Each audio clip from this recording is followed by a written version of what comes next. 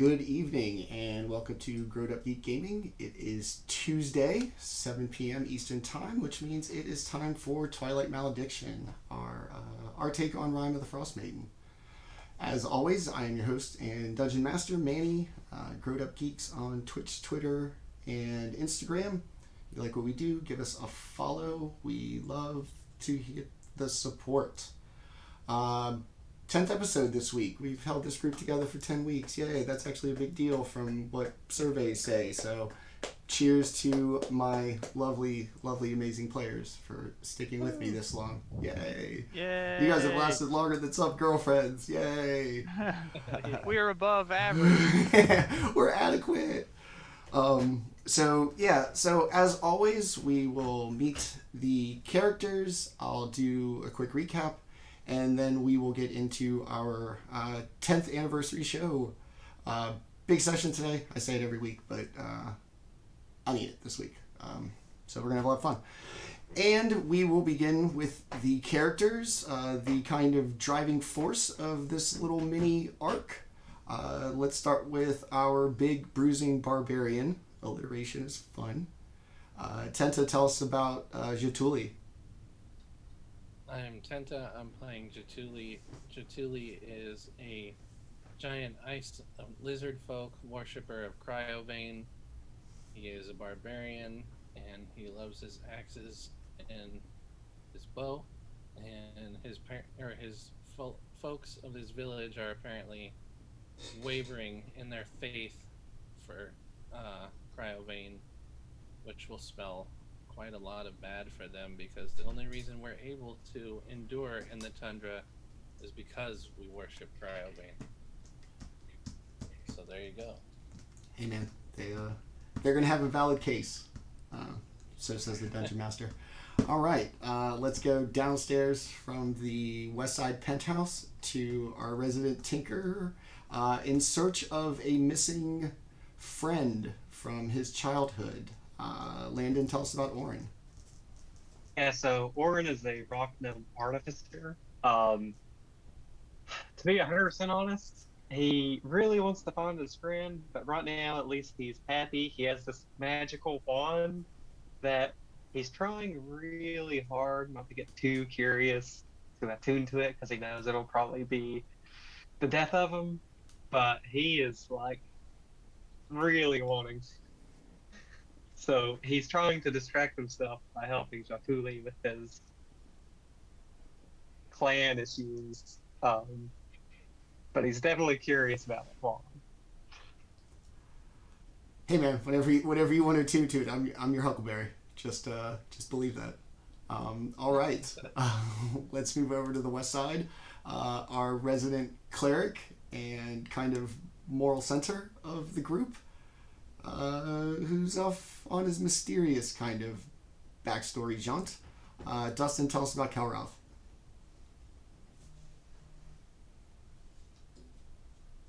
Are you muted?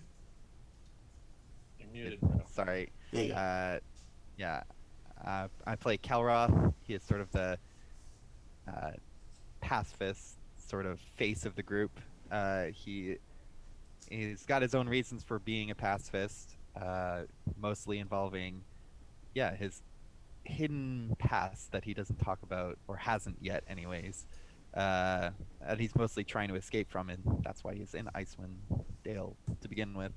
But yeah, he's mostly just trying to like stay alive and find his place. Stay alive. BT's track. Great. All right, and last but not least, our monk, and not from around here, kind of a thing going on. Lewis, tell us about Baldr. Lewis playing Baldr, who is a court Asmar, who, again, like Manny said, not really around these parts. A little older than most of the people in the party, but still ready to help you and use his knowledge in any way possible. All right. So our fabulous players, our 10th week together. So once again, thank you for you guys showing up and doing this with me every week. It's a lot of fun. So, last week, the party kind of picked up after the departure of Cryovane in the hull of the Dark Duchess with a mysterious wand that Orryn might have mentioned earlier. Just all around bad news and just more or less ticking time bomb. They set off in the tundra, racing to Vori Mountain. Do I have that right? Yep. Okay.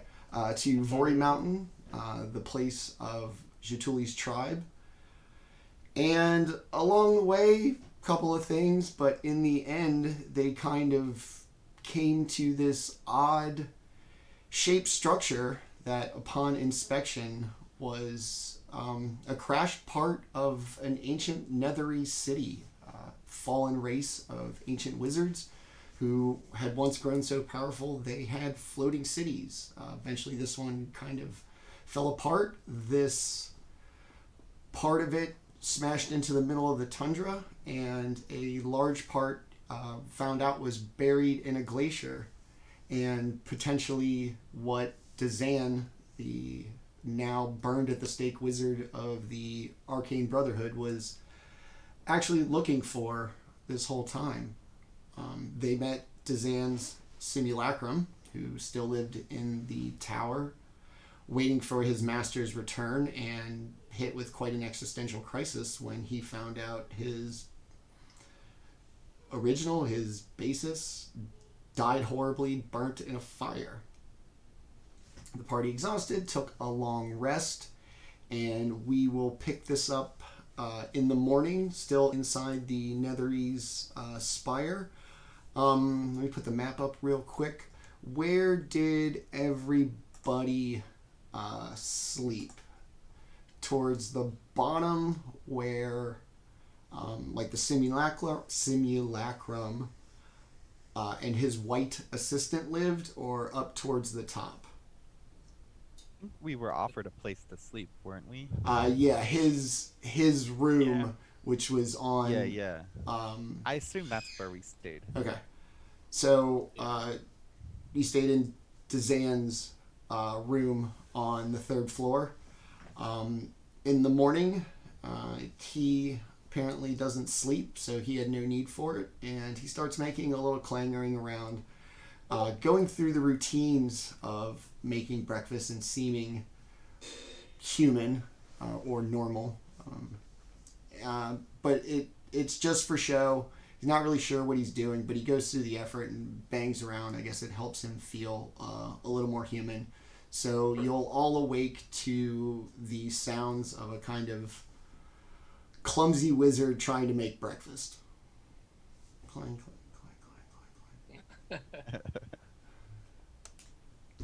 All right. I feel. Are we done here? I feel like we're done here. I feel like we're done here. Yeah. We should go eat it though. We can like remember this place, mark it down or something. But He's really good with maps, and we've got a map of it now. Yeah. But it's good that we found this place. I have a feeling we might end up coming back here at some point, but this is not the pressing matter. Okay. Yeah. So what? You guys are gonna politely think not Dazan and Dipsy do? Yeah. Much. Okay. So the third floor was the living quarters. You're gonna kind of have to climb through. You guys had ropes tied to like the mushrooming of the shrapnel, right? Yeah. And you had a rope on each one. Everybody had enough rope to get all the way down. Yes, sir. Okay. And So I imagine we'd take them all back up as we went as you climb them. too. Okay. Yeah, like whoever the last person was, kind of like take the rope up and take it with them. Okay. On the second floor, when Kelroth reaches it, he's going to hear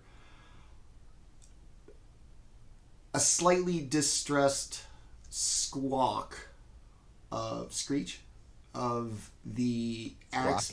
Yeah. I know, we always go through this. What sound does an axe beak make?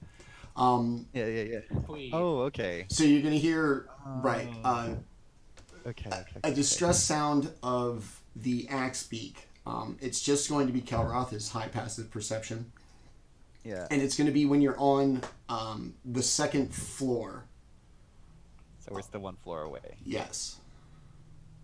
All right. As soon as I hear it, I will just call to the group. I'm like, we should hurry. I just heard the axe speaks Okay. calling out. All right. So everybody will clamber to the first floor and reach the tunnel, which is just going to be one person wide at a time. So you're going to have to take a marching order to go and pop up out of the hole. I will be behind. Okay. Since I'm slow and have low dexterity. All right. So. Jutuuli goes first, because if he can fit, you can fit. Okay. All right. That's a pretty. All right. match. Jaatuuli, Kelroth's going to go last. Okay.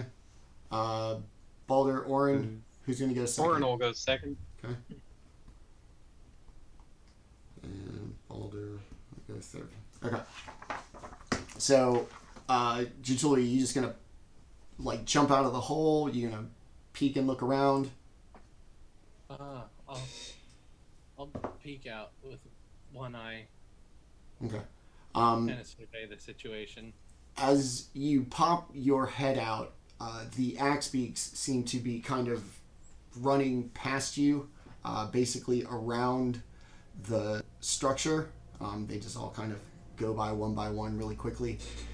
After they pass off in the distance, you see 4 sets of bright crystal blue eyes in the darkness that appear to be moving with the axe beaks, almost chasing them kind of in a circle. I will definitely pop out quickly and get in between the eyes and the axe beaks if I can. Okay. Make myself big. Alright, Orryn's going to be next after Jaatuuli pops out. Yep. Okay. You gonna pop right out when Jaatuuli does? Oh yeah. Okay. Yeah, Orryn will try to separate them as well. Okay. They could probably just jump over them, but You said 4 sets of eyes, so like 8 eyes in total. Or 8 eyes something, all right? day. Yeah. Okay. Um, They could have There's many only eyes. 7 eyes. Well, I mean that's true too. Yeah. I was like, it could have like 8 eyes each. I don't know. yeah, it could be Maybe one. it's It could be blue one spiders. spider. Yeah. Yeah. There's all kinds of things it could have been. Yeah. Yeah. I forgot Dungeons and Dragons concept. 4 sets. You gotta- 4 gotta sets double of check. normal eyes. 8 total. Okay. So everybody's gonna pop out, kind of alert. Yes. So as everybody pops out, the axe beaks kind of at least seem reassured and stop moving. And out from the darkness is going to appear 4 wolves. They howl, and it sounds eerily familiar to the howls that you've been hearing for the last 2 days, at least, traveling through the tundra. They have, like, And glowing blue eyes. yes. Okay. And everybody roll for initiative. I don't need to roll. I already did. I already did. My cat is officially pissed about rolling initiative, but that's how it goes. 19 for me. 8 for me. 16 for me. And I have a 6. That's a good roll for you. Oh yeah. I lost me lucky die. Can't find it. Ah, there's me lucky die. If it's not negative, right? Yeah. I mean, well, yeah. I mean, it's almost my average. So. Baldr, what'd you that's get? Almost that's. Yeah, that's 16. almost what I expect to roll. A 6. This is Tenta's lucky die. Ooh. Oh, it's got white and blue. Yes, it's the sky die. Okay. Well, I couldn't have mangled that anymore. All right. So the wolves begin to howl, and seeing that they are going to be robbed of their meal, they're going to rush in, and Orryn's going to go first. So, is there any of them where I could get within 5 feet of 3 of them at the same time? Like, are they kind of grouped together? They're grouped together. They're going to be 5 feet apart, so you could get in between 2 of them. In between 2? I think then I will just attack one of them. And I will attack it with my Thunder Gauntlets. I'll go up to, let's say, like, go into the middle of them and just hitting one of the ones in the middle. Okay. And hit with my Thunder Gauntlet. All right. And that's a 17 to hit. That hits. And that is 9 thunder damage. Woo. And it'll have disadvantage to everyone but me. Brutal. Okay. Wow. All right. The big old thunder punch. All right. I guess it's open hand for the sound. Yeah, you don't want to muffle it. All right. Baldr is next. I see an Orryn go up and attack him. I'm gonna come around his right side All right. and attack the one that he just attacked. Okay. Oh, and that one's gonna miss with a natural 1. So, missing with that, I'm gonna attempt to do another melee attack though, and I'm gonna miss with that one with a 3. So yeah, I'm gonna just run up and kick a bunch of snow at him. It's too early in the morning. Exactly. All right. Okay. Well, yeah. This might take a while, so we'll be all right. All right. So the first wolf is going to run up on Jaatuuli and take a bite. 17. Misses. Really? Wow. All right. The second one. The second one in front of Orryn's going to take a shot at him. 16. 19 AC. So, yes. Ooh.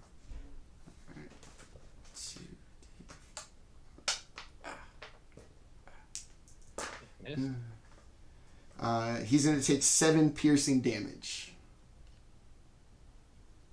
Oh, I thought he missed. He Oh, missed. oh, yeah. Oh, Yeah, his AC's 19. oh, Jesus. Sorry. It's fine. missed it. It's fine. This isn't. Yeah, I got more stuff. Don't worry. The third wolf is going to bite at Baldr, being right next to him, for a 19. That'll hit. And Like you your get battleship 7. didn't. You will get 7 damage. Okay. The fourth one is going to use his full distance to go to Orryn, and it's going to take a bite and a miss with a 3. Jaatuuli next to go. Orange just too short, it just flies over him. Poof. Jaatuuli goes. The one that tried to bite me, I'm gonna round on him and start making some slashes at him. All right. I'm gonna do a slash and then a bite. Okay. So the slash is at 22 Yes. and the bite is at 16. Yes. All right. The slash deals out 7 Okay.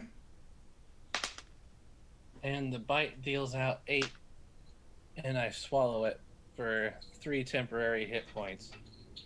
Just take a big bite of its guts. And that will be the end of the first wolf. The others, kind of scared and a little more frenzied, are going to howl, and it is now Kelroth's turn. Okay, I am going to. Let me just see how many targets this is.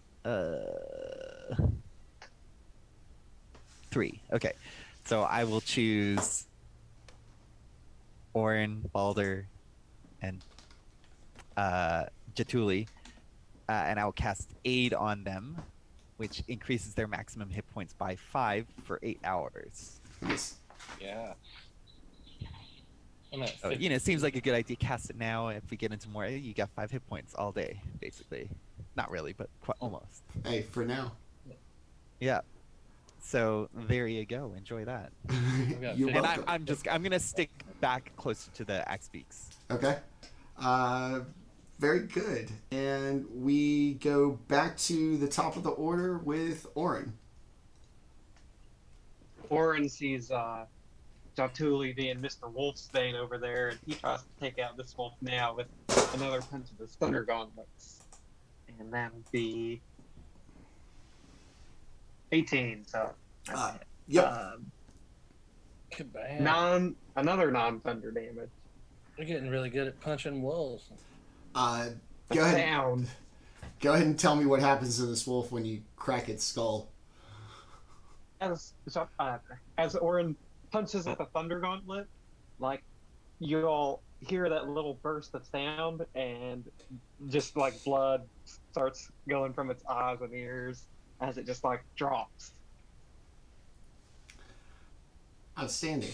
The other 2 wolves give out a long bellowing howl, and out from the darkness behind them appear 2 more sets of eyes, slightly higher off the ground, just as piercing crystal ice blue, and slowly moving towards you with Baldr. Your turn.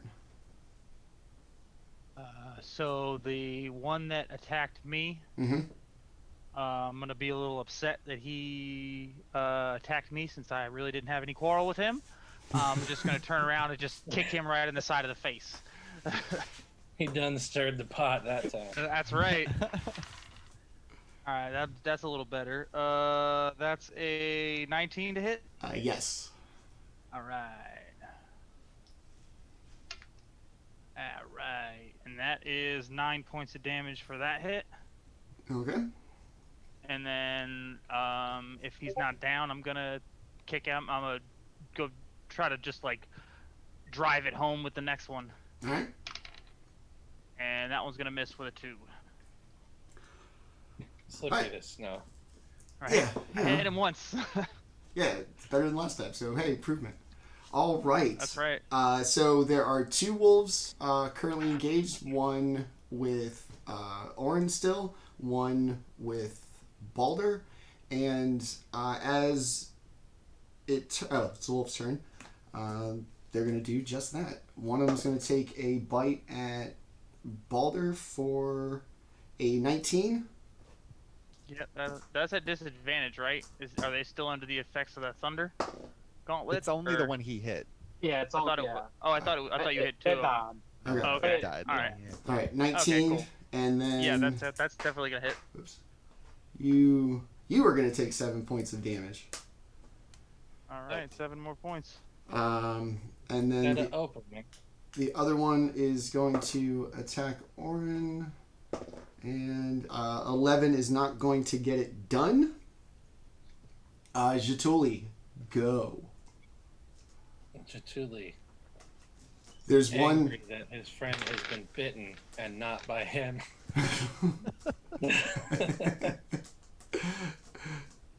He will go ahead. The one that is in front of Baldr, Okay. he'll go ahead and run over there and give him some hacks. But first, it's rage time.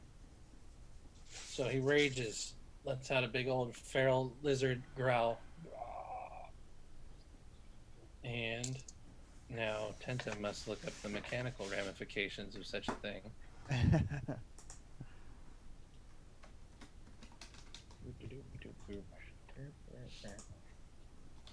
I forgot what tab has my abilities.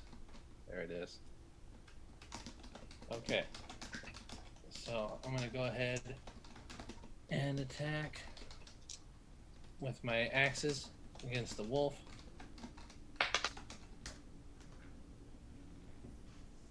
So the first one was a 23. Yep. And the second one is a crit.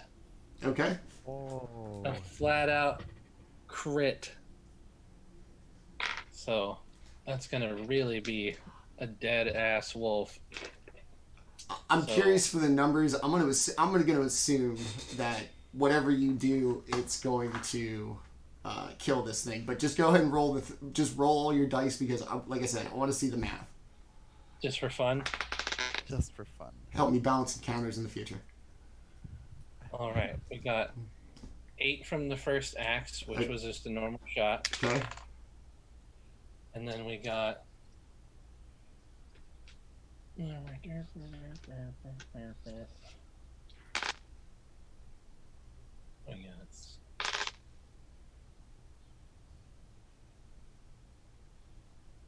so we got 13 from the second axe. Okay. So 21 damage to that wolf. Yeah. All right, so go ahead and that's without raging too. yeah, and just so you know, it only had 2 hit points left. That's what I'm saying. So. Oh yeah. So go ahead and describe how you dispatch this thing, and it's measly 2 hit points. I split its head in half with the first one, and then split its body in half with the second one, making 4 little wolf chunks. Are you not entertained? Who you talking to, man? Wolf chunks. Everybody. Right. So the third wolf is now down. It is Kelroth's turn once again. Okay. So, but 2 more wolves showed up, bigger ones, right? Yes. Well. Okay. Yes. Okay.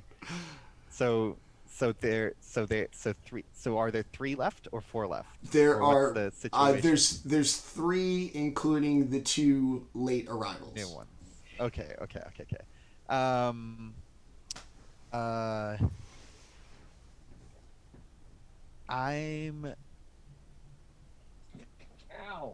just like, I don't know if save my spells, waste my spells. We're most likely going to have a few days of travel after this. Yeah, that's why I'm like, I don't want to waste all of my spells. I'm going to hold a healing word. I'm going to stay at a distance and I'm going to hold healing word. And if anyone gets injured really badly, then I will cast healing word on them. So that's what I'm just going to save it. And just a level 1 healing word, which I can cast at 60 feet. So. All right. I'm gonna prepare a little healthy. As Kelroth, just in case anyone gets a big ouchie. He's gonna step back, gonna kind of survey his companions, and from out in the distance, the 2 larger wolves, which Wizards of the Coast was nice enough to provide 2 different sets of art for 2 different sized wolves. So here's the big one. These 2 It'd be funny if it's just bigger. I just zoomed it in more. They just expanded the picture. Oh. So these 2 frosty winter wolves, giving off a slight kind of smoke about them, are going to charge in, both of them at Jaatuuli.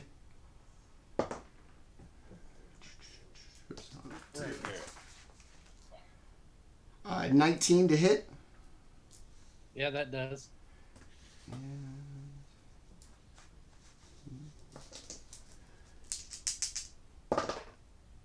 It's going to be 7 damage. I have resistant to bludgeoning, piercing, and slashing damage. So it'll be piercing, so it'll be 3. 23. Ooh, I only have 5 more hit points than my total left. The second one is going to run up next to you, engage in pack tactics, and roll with advantage for a dog shit 12. Right? Nothing? Ooh. Okay. That's not the hide of the lizard. So that is going to be both of the nasty wolves. We will go back to the top with our players and Orryn. Orryn will see these bigger wolves, and he will go up to the closest one to him, and try to hit it with his thunder gauntlet, trying to help keep them off of Jaatuuli, or at least both of them. And Okay. so, You have one of the original 4 wolves engaged with you as well. You want to leave that one and go for one of the bigger ones? yeah, I'll go and hit this. I'll go and hit the wolf The one that's next to me. okay. I had rolled before you said that. I can re-roll if you want, but if not, I have 23. Okay. So I'm assuming that 10 thunder. All right. You're going to hit this wolf so hard, seeing that the cavalry has essentially arrived. The eyes are going to fade to a more natural wolf color, and it's going to scamper off, wounded, into the night. Awesome. Oh yeah, that's Ooh, as it departs, the new wolves, snarling and angry still, in front of Jaatuuli, and it's Baldr's turn.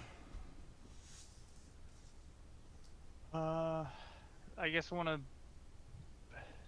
How far are the 2 that are left away? About 25 feet, and if with your movement, you could probably kind of get in between.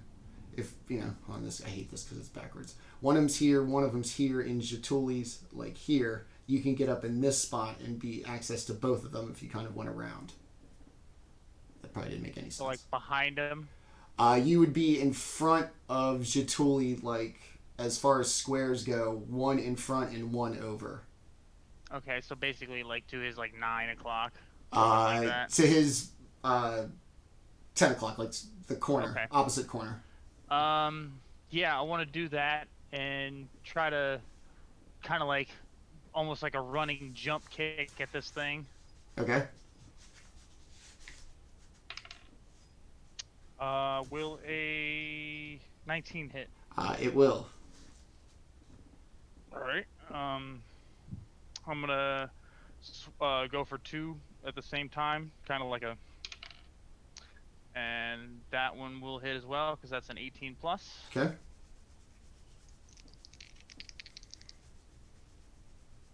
So that is 9 and so 15 points of damage from those 2, Okay. and that's that. All right.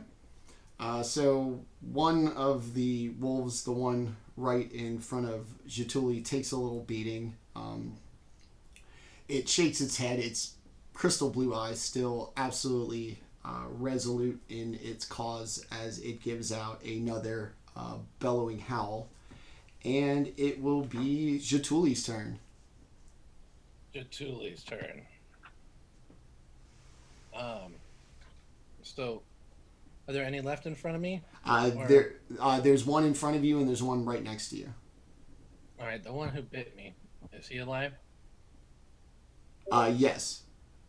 Okay. He's the one that Baldr just hit. We shall end him. So I'll take a couple of axe strikes at him. First one is an 18. All right. Second one is an 18. Both of those will hit. First one is 9 damage. The second one is 6 damage. 15 all day. All right. The wolf's starting to look a little haggard and a little desperate. And then the other one looks still just fine, growling, snarling,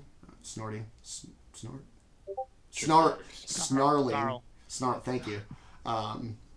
Need a thesaurus. Snarling at you, and it is Kelroth's turn. How many wolves are left?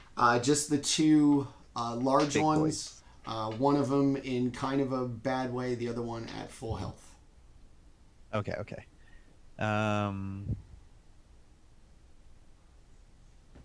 Yeah, okay. Can I just check on the axe beaks, I guess? Because I'm confident my friends have got this under control. Are they injured or anything, or are they fine? They seem, more than anything, kind of exhausted. They all seem to kind of be breathing heavy and kind of on the far side of the structure, with basically all the wolves, you guys structure them on the backside so that they're not anywhere near the fighting. Okay. All right. And nobody super needs healing, do they? No, not so far. Not yet. Not yet. Okay. I'm just gonna hold on to my healing word. Orryn's got lucky. There's been a lot of mountain fiends rolled by the enemy, but none of them have been against him. Okay. Yeah. I'll just hold on to the healing word just in case. All right. All right, back to the big wolves. Once again, they're going to take a shot at Jaatuuli and roll with advantage for a 24 to hit. Ouch. 11 points of damage. So half? 5. All right. And then the other one, 21 to hit. Yep. And 6 points of damage. 3. So that fucker. They're going to take big bites. They almost seem as these would be wolves you're familiar with. They're the kind of large indigenous wolves of Icewind Dale. You're used to them being very almost smart in how they stalk and how they hunt. These seem desperate and vicious for the sake of it, not wild animals doing wild animal stuff. These wolves are unnatural. And back to our AC/DC enthusiast, thunderstruck Orryn. Luckily, I'm one chewy lizard. Orryn's gonna see the winter wolves kind of ganging up on Jaatuuli, so he's gonna run up to one. Take this, you dirty wolf, and thunder gauntlet it, hopefully hitting it. Oh no. I'm so sorry about this. I accidentally clicked off my character sheet. You're fine. 1 second. That's what happens when you get all excited, you know? You get clicked Oh, on. yeah. Well, I was like checking Close something these out. tabs. Yeah. I'm down to 22 open tabs, y'all. I'm really getting control of my life. Okay, Orryn misses. Another 9. All right, buddy. Orryn's just like, he's just too short to reach up to the winter wolf. You know, he's a little taller than the other one. So you can't be uppercutting everything, man. Think jab, straight ahead, short punch. X on the controller. All right, so Orryn's gonna take a big swing. These creatures are actually going to kind of dodge out of the way. As Jaatuuli mentioned, they seem a little not quite your normal everyday wild Arctic wolves. Baldr is going to be next. The one in front of you is going to be the one that you and Jaatuuli have been banging on. The the one to your right is still at full health and also took a big bite of Jaatuuli. All right. Gonna continue trying to waylay into the one that I have been. Yep. So that is a 14 to hit. Yes. All right.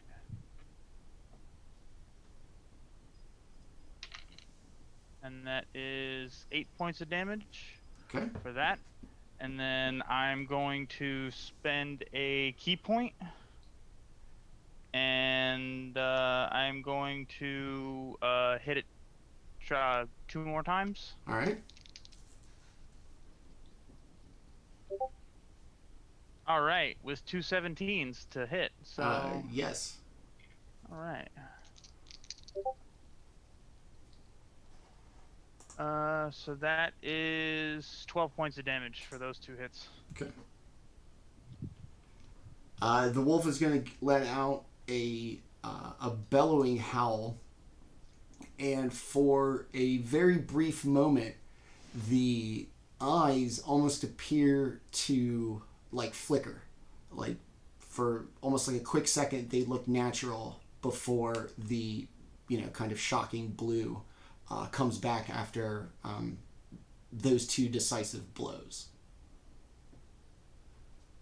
And all right, Jaatuuli, back to you, buddy. Yes. So the one I just hit is still going? Yes. Looking raggedy?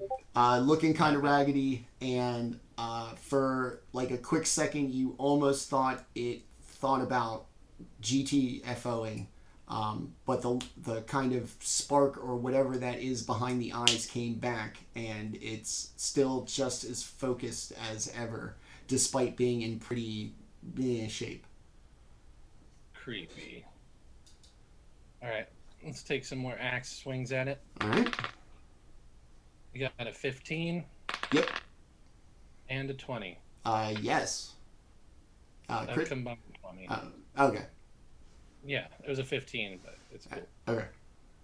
Alright. So the first chop is an 8 damage chop. All right. The second chop is a 6 damage chop.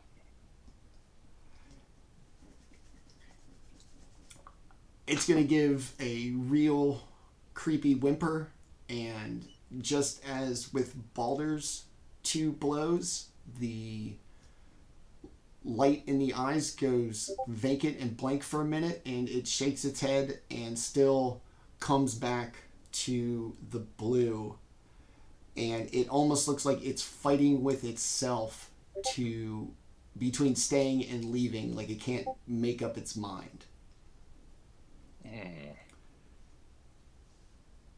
And Kelroth.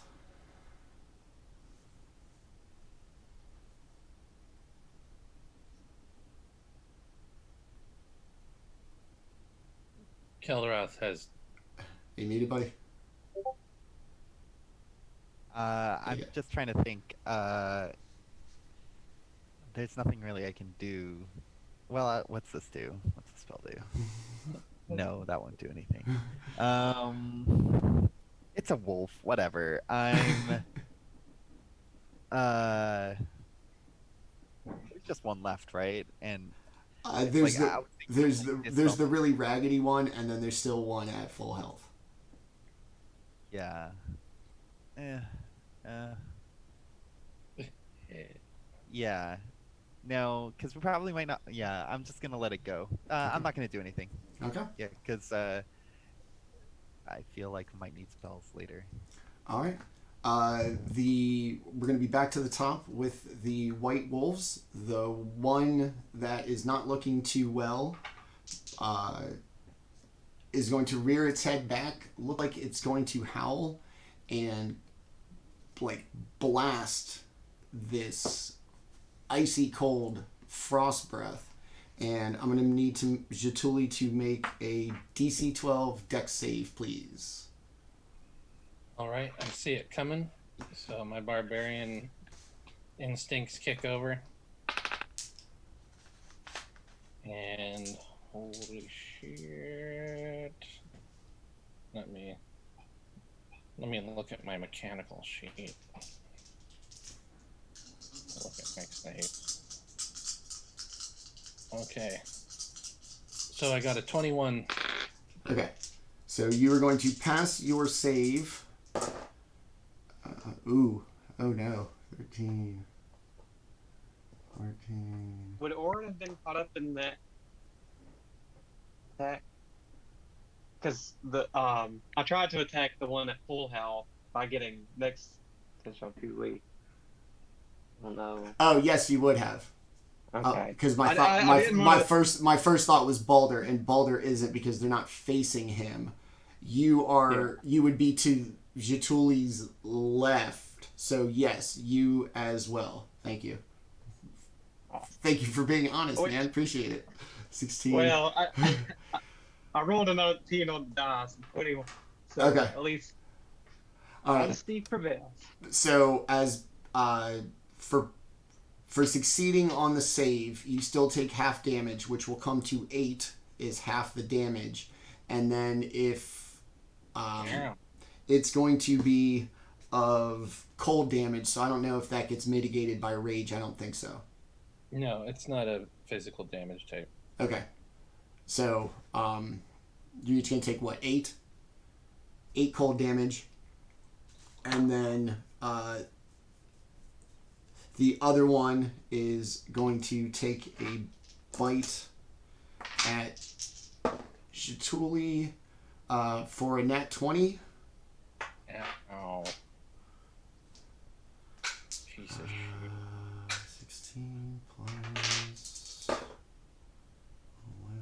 27. Yeah, You're going to end up taking 13 piercing damage because of your rage. Oh, because of the rage? Yes, it would have been it would have been 27. God damn, that was a hard ass bite. Crit, son.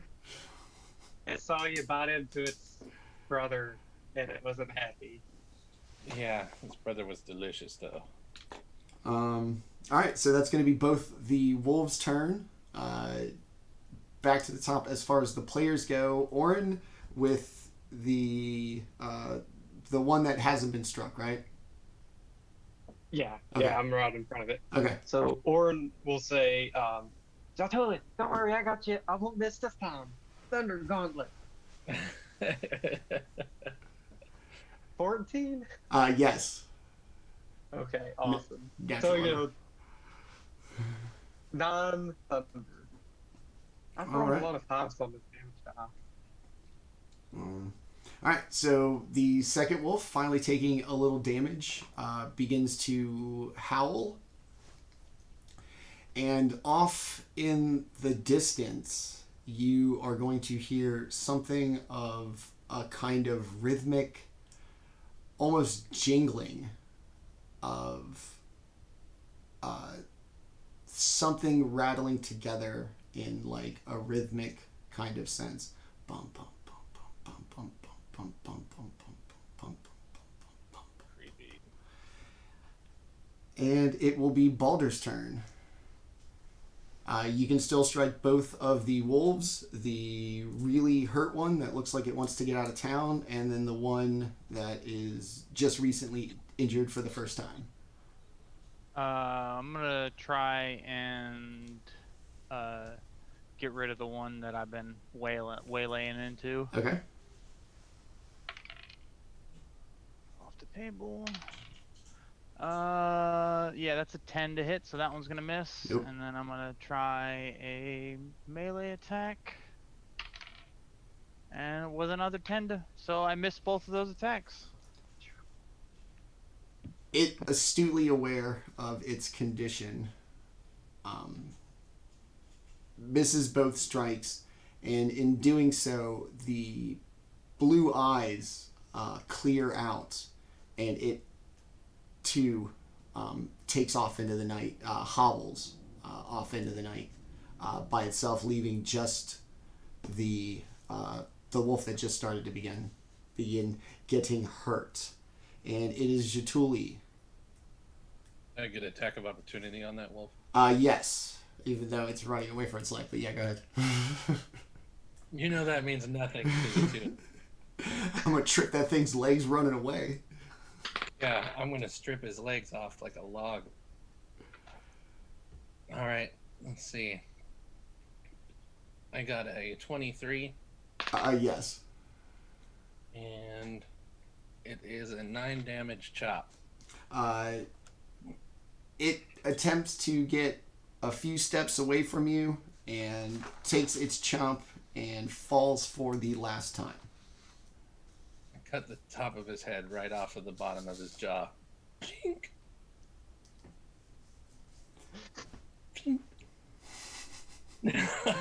All right, buddy. Yeah, and it's legitimately your turn now with the other one.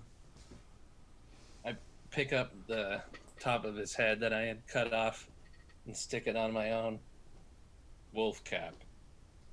And then It howls at you. the other one. Yeah. All right. I'll go ahead and attack him then. All right. And how far away from me is he? It's right next to you. Right next to me. Okay. Yeah, they had you kind of boxed in. Jaatuuli hates boxes. So first one was a whiff by a mile. Second one is a combined 20 Yeah. for 7 damage. Okay. It gives off a large howl and kind of backs up a step and swings around. So it is going to take an attack of opportunity from all three of you. Dogpile. Yes, it's going to take an attack of opportunity from all three of you, please. All right. I missed mine. Okay. 'Cause I got I definitely hit with mine. It was like a 22. 5 thunder damage. I Okay. rolled a 1 on the damage. Stop. All right. And I missed with an 8. Okay. And Kelroth's turn. Baldr, did you drink too much of the potions that Razan's fight was making? I ate some of his ghost breakfast, and it is not sitting well. Just to let you know, I think he made it out of dust, y'all. What does a simulacrum know about cooking? That is it. The essence of pure flavor. It's simple LSD. Sorry. Kelroth, it is your turn as the wolf kind of risking its own well-being to actually kind of get out of the way, but not actually run away completely.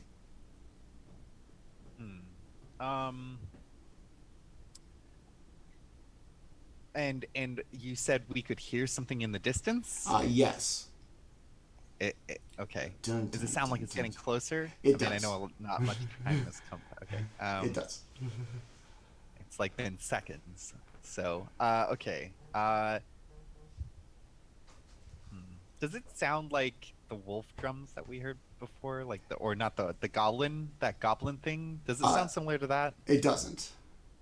Okay. Okay. Well, I'm missing 21 out of. yeah. I was gonna hit drop a points. healing here. Just wanted you to know. Yeah. Is anyone injured like Jaatuuli, or otherwise I'm just gonna heal him? Yes, I am down to half. You're down to half. Yes. Okay.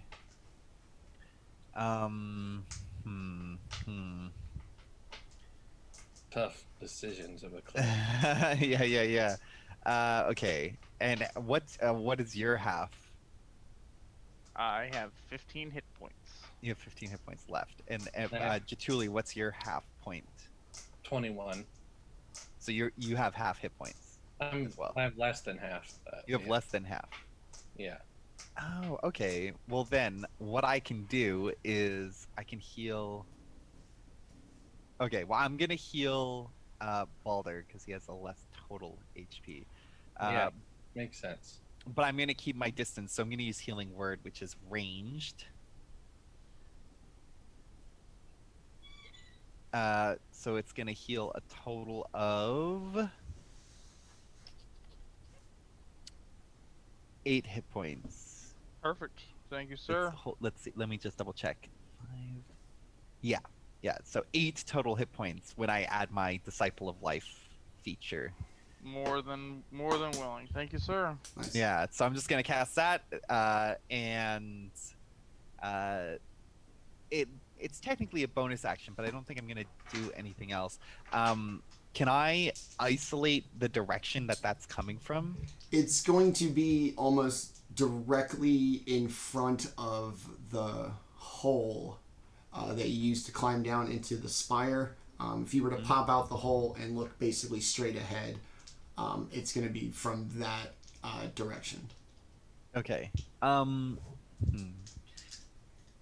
gonna call the axe speaks to me if I can. I'm just gonna be like, kind of motion them to come on over. Okay. They'll be behind you, so if you're gonna, you could whistle probably. Sure. Yeah. Like, I'll just, like, whatever animal thing that we have established that we do to call our animals. All I'll right, so, just be like, whistle and like, come here, girls, or whatever. Whistle and spin. So yeah, I don't know how to attract a chicken. So they'll come around slowly, kind of peeking around the corner, just to make sure that there's no trouble. But eventually, they all kind of congregate near you, but behind, like where all the. Because I'm standing like 30 feet away from the combat. Okay. So I'm not near. Like the pretty hole, close to the hole. Yeah. Because I can heal from a distance or from a range, so that's what I'm gonna do. Okay. Yeah. We are back to the top with the wolf. It has now moved into a position to blast everybody with its cold breath except Kelroth. DC 12 dex save, please, from Baldr, Orryn, Jaatuuli. Jaatuuli passes. Okay. Orryn, as he tries to evade, he slips and just face plants in the snow as it just like covers him. He rolled it. I got a 5 total. So. Ooh. Yeah. I have a 26. Okay. So The monk surprised me that as well. Jesus creeps. That's 8, really fast. 9, Yeah. 11. All right, Orryn's going to take 11 cold damage. Ouch. Jaatuuli and Baldr are going to take 5 for passing their saves. yay. Yeah, look what my prize is. And as the wolf blasts you with its cold breath, the kind of rhythmic, it's not going to be analogous to the sound, but it's close. It's definitely things like kind of banging into each other in kind of a rhythmic kind of cadence, and there's almost like a humming that accompanies it in a deep, but you would guess female voice. Oh, maybe it's Fallon Harper here to save us.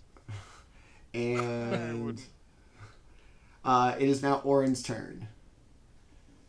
So Orryn climbs out of the snow with his mustache and beard white with the snow, and he's gonna run at the wolf.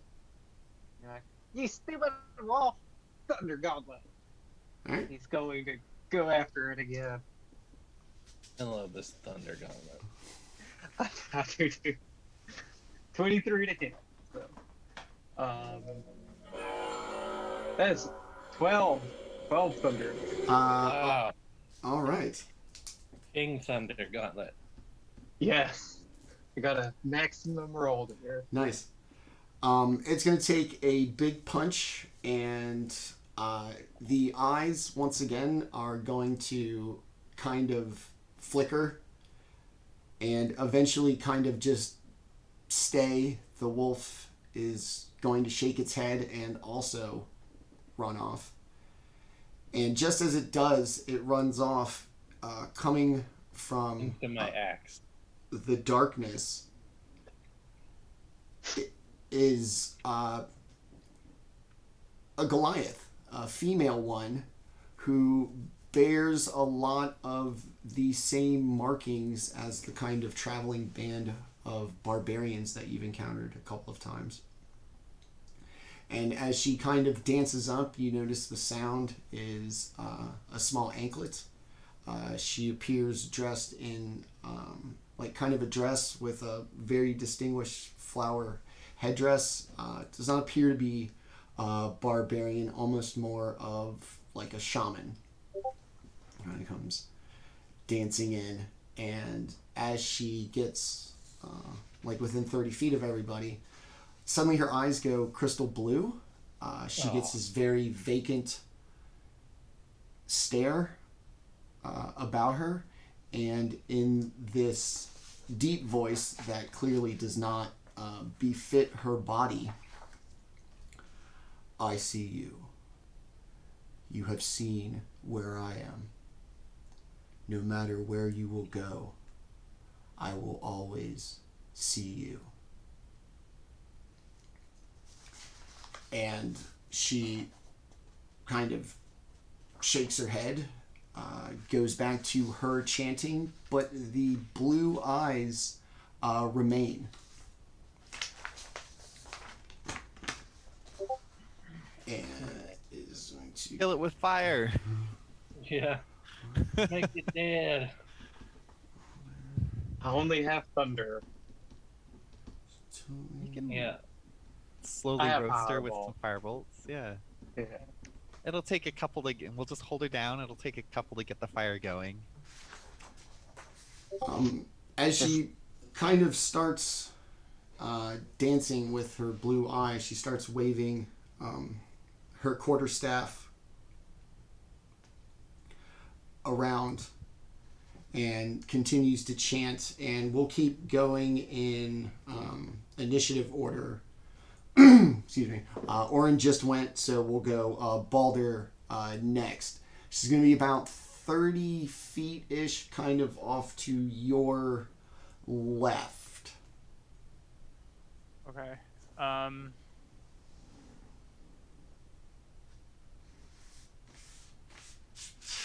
want to try and like move at like an outward angle and then come in behind her to keep her between myself and everybody else. Basically, I wanted like to keep like I want to try and stay on her backside. Okay. And then I'm going to like try and come in and go for the knees to try and just bring her down. Okay. That's an 23 to hit. Yes. All right. And I will try for another strike. Ooh, that one's not going to do so well. That's an 11. That does hit. Ooh, nice. All right. So that is 8 plus 5. So 13 points of damage for those two. All right. Despite being hit quite firmly and doing a significant amount of damage, the eyes stay crystal blue. The expression stays a vacant stare, just off into the distance as it continues to chant. And as it does so, you begin to hear a very heavy boom, boom, boom. That's an impact terminal. It's what that is. Like everything else, off in the darkness. Fuck. Alright, so Baldr, whack the shit out of it. Jaatuuli. Jaatuuli will do the best to do the same. Okay. Only Like, did it do any damage to her? Like, was she? Yeah. Okay. It definitely did. She Like, had or no. did it completely not phase her? It did mechanical damage as far as her temperament and her demeanor. Nothing. She just kind of standing there took like a severe beating. Okay. Axe number 1 is a 17 to hit. Axe number 2 is a 24 to hit. Both hit. All right. First chop. 9. Second chop. 8. So 17 points of damage to her from 2 axes. Okay. Tell me how this thing goes down. She's tall, right? Yeah. Taller than Julie? A few. Yeah, not by much, but yeah, I think they're about 8 feet tall. All right. The first one gets her in the gut and drops her down, and the second one takes the head off when she bends over. All right. It's going to fall, and the rhythmic, heavy sound that you heard continues. It gets louder, and it even speeds up. Back to the hole. And literally charging out of the darkness is a adolescent, we'll say, frost giant. It looks like your typical frost giant, slightly less mature and slightly smaller. And most importantly, its eyes do not appear to have a bluish glow to them. And it's going to charge right into the middle of everything within 10 feet of Jaatuuli and Baldr, kind of out in front. Give off a frost giant roar. Pound on its chest. And it is going to be Kelroth's turn. Go on, Kelroth. It's all you, buddy. Listen, nobody wants me to get it. Okay. Help the barbarian. So how big is this? Is it like 16 feet? Like, how big is giants? They're pretty big. Obviously, they're Frost pretty big, giants are, I think, like 14 to 16 feet. This one's going to be about 10 to so 12. This one's like 12? So, 10 to 12. Okay. Still, it's like almost 2 times the size of Jaatuuli. Not quite, but... Yeah, it's still okay. impressive. Yeah. Okay. It's clearly being threatening, right? Yeah. I just want to clarify. It charged in. Okay, cool. Oh, jeez. It's a giant. Okay. I'm gonna try this. I'm going to cast command on it. Okay. And just like I did before, I'm gonna point at it and just, in a weird voice, command it to grovel. Okay. It's gonna have to make a. What kind It of? is a wisdom saving throw. It has to beat a 14. Ooh. There's a +3 to wisdom saving throws. It's gonna get a 16. Okay, so it doesn't do anything. Then. Okay. It's gonna look at you confused, and not really kind of react, quizzically like a dog, and then I'm just gonna keep my distance. I could cast that spell at 60 feet, but I'll just I'm gonna kind of keep the axe piece with me at like a safe distance away, ready if we need to run away or something. Okay. It is. But that is my turn. It is the frost giant's turn. It's going to reach into a pouch on its side and pick up a pretty substantial sized rock out of it. I'm going to chuck it at Jaatuuli at disadvantage for being a short distance away. 17 to hit. No. It is going to pass just wide. It's going to scream again. It's gonna finish taken its movement, run up on Jaatuuli this time. And it's just going to be 1 dice. And a 19 to hit. That do it.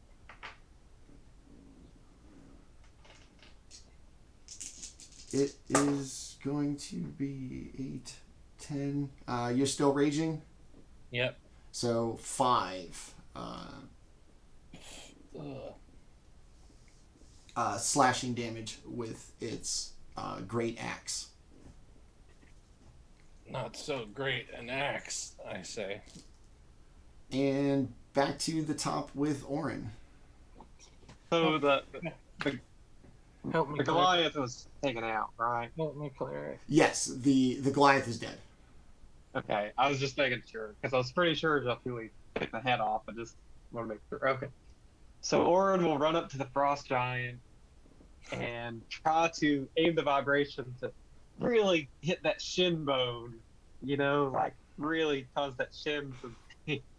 Yeah. Serious shinage. Yes. 12. 12 to hit? Yes. No.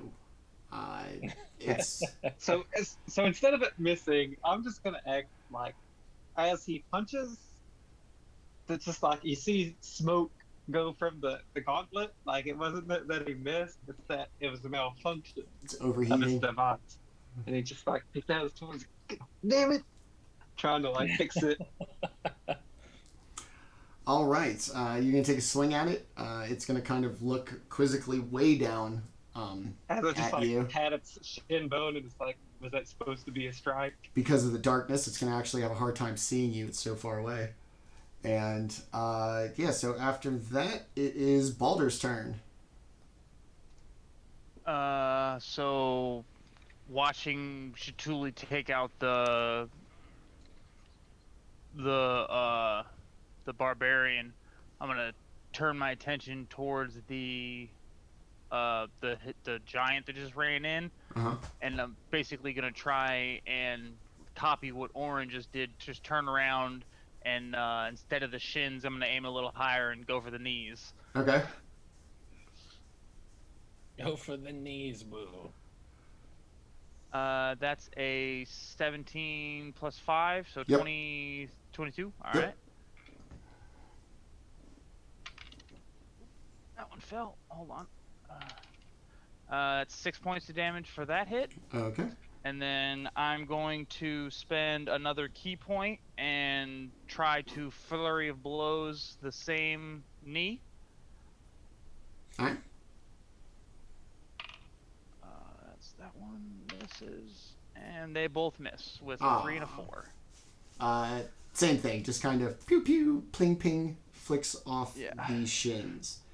And Jaatuuli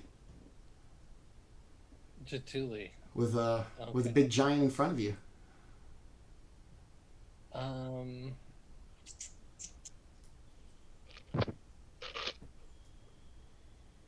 All right.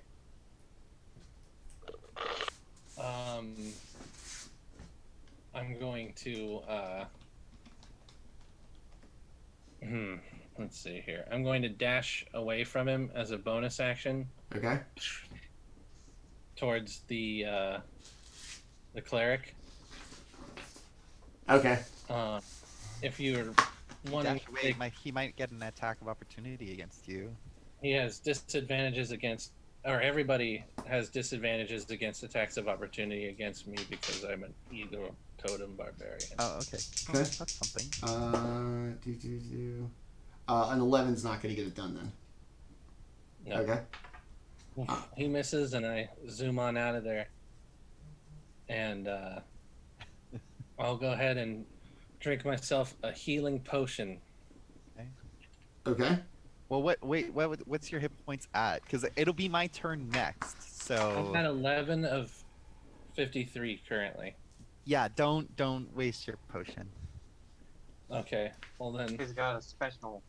I have an Fair ability. possible. Yeah. Yeah. instead of drinking the potion, he'll look over and go, I might drink a potion. Do I need to do this? I see the concern. I see- have this. Yeah.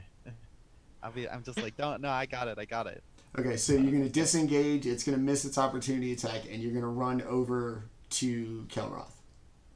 Yeah. Okay. I'm just gonna be like, Know so where you the haven't fuck used it- an action though, have you? No.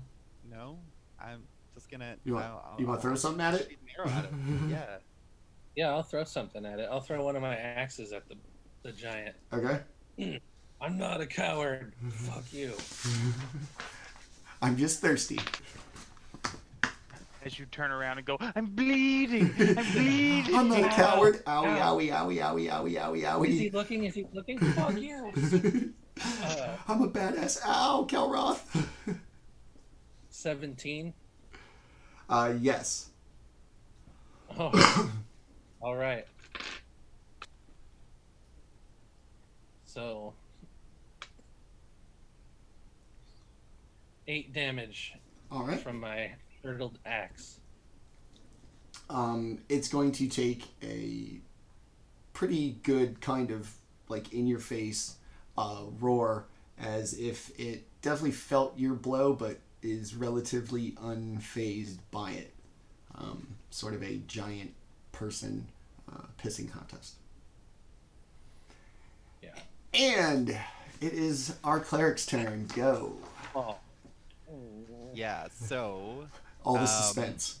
the way this ability works is a little finicky, only because you have to figure out. So you have 53 hit points as your max. Currently. Okay.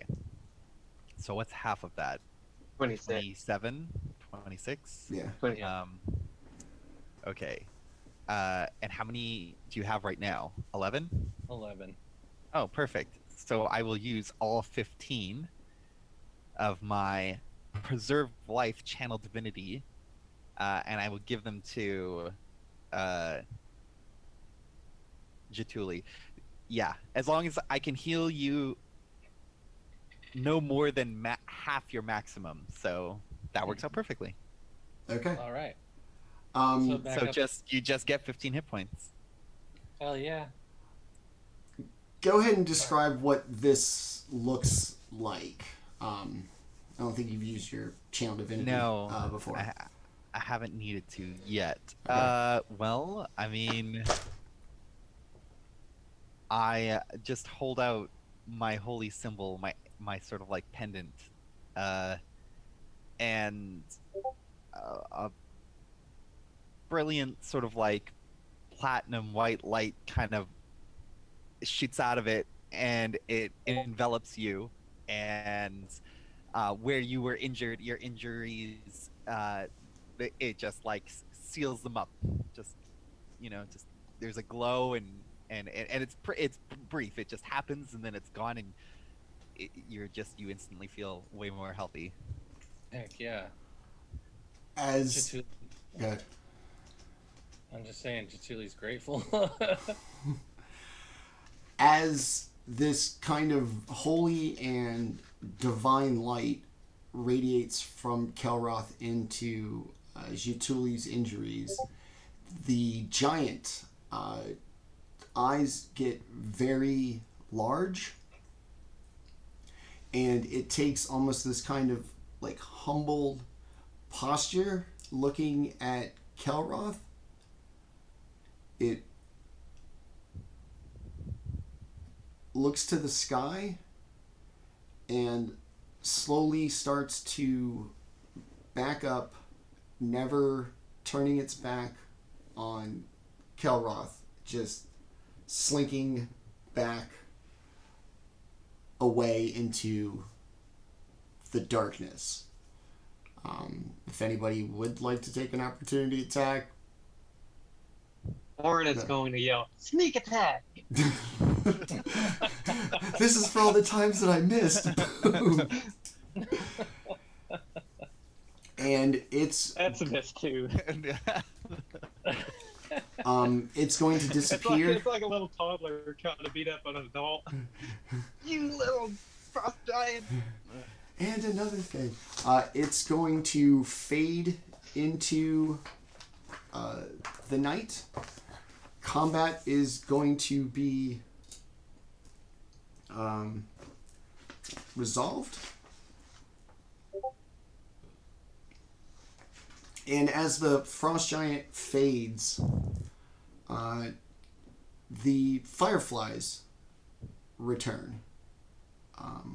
A lot larger of a swarm this time, a lot more Wait, vivid. you mean fairies, right? The fireflies. Or they're okay. Yeah. The fireflies from before. They show up. Much more vivid green, a much bigger swarm. And as they kind of dissipate, like they do when they show up, what usually follows once again, and little tiny snowballs come flying in. Except this time, instead of just being harmless little snowballs, every single one of you feels something else inside of the snowball. And after they hit you and kind of fall to the ground, you notice a little kind of brown, like, little figurine inside of each one. And I will give everybody the option to pick them up or not pick them up. It's up to you. Or not pick it up. I'm compulsed to pick it up. Okay. Does anybody not want to pick it up? I'll just look at it. Okay. I mean, I can. They're on the ground, right? They're hitting us and then falling to the ground. Yes. So it'd be like basically at your feet. Yeah, I'll just kind of kneel down and take a look at one. Okay. Baldr, you gonna pick it up?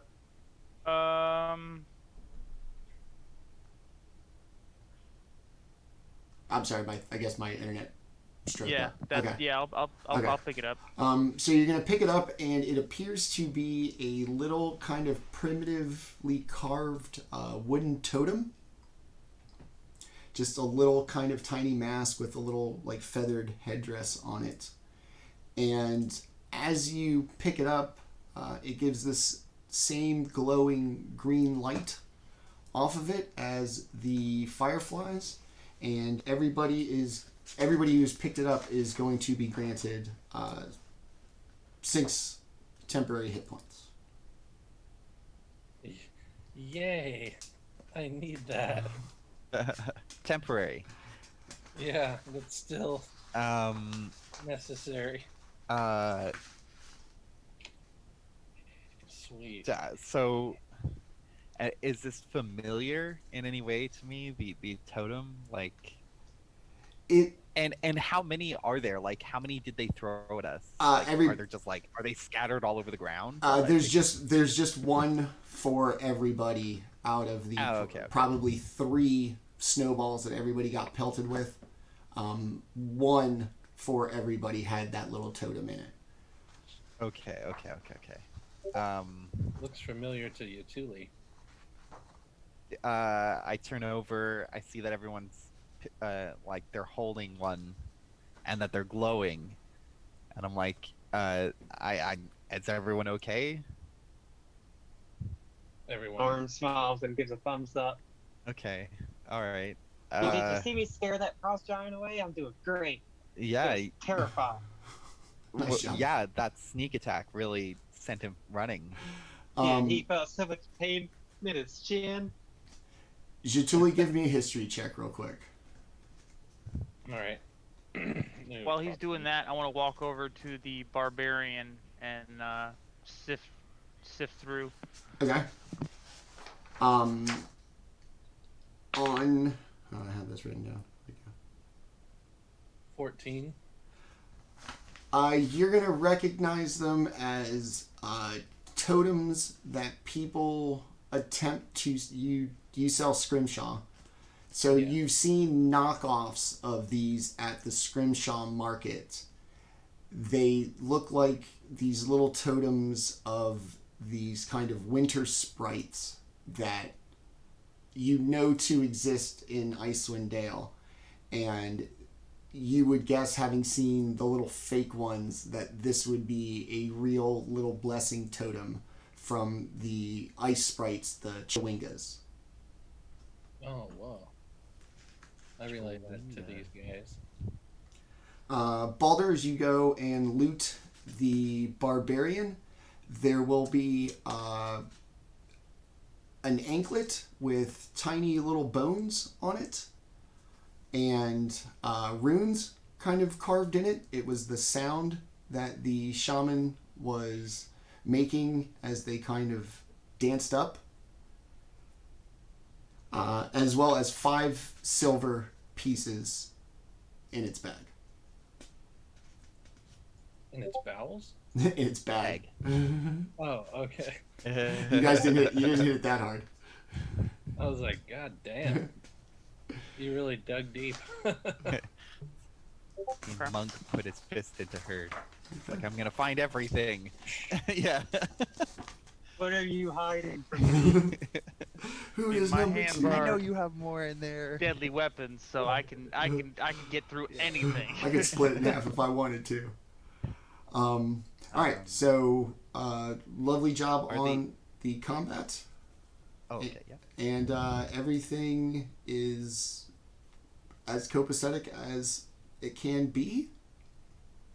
Axe beaks seem to be okay. And if you would like, I guess you can go about your plans of setting off, heading for Vori Mountain. Are the sprites or the fireflies and stuff, are they hanging around or did they come and go? The fireflies come first. When they dissipate, the snowballs come. Okay. And then okay. Well, I'm just gonna kind of comment to the group. I'm just gonna be like, well, it looks like they're trying to help us, these little buggers. Chewinga. A what? Chewinga. Yeah, what's that? That's what they are. Oh, They are ice spirits. ice spirits. We Interesting. see them in the Vori sometimes. Well, they seem to take a liking to us, so that's a good thing, I suppose. They are not malevolent. No.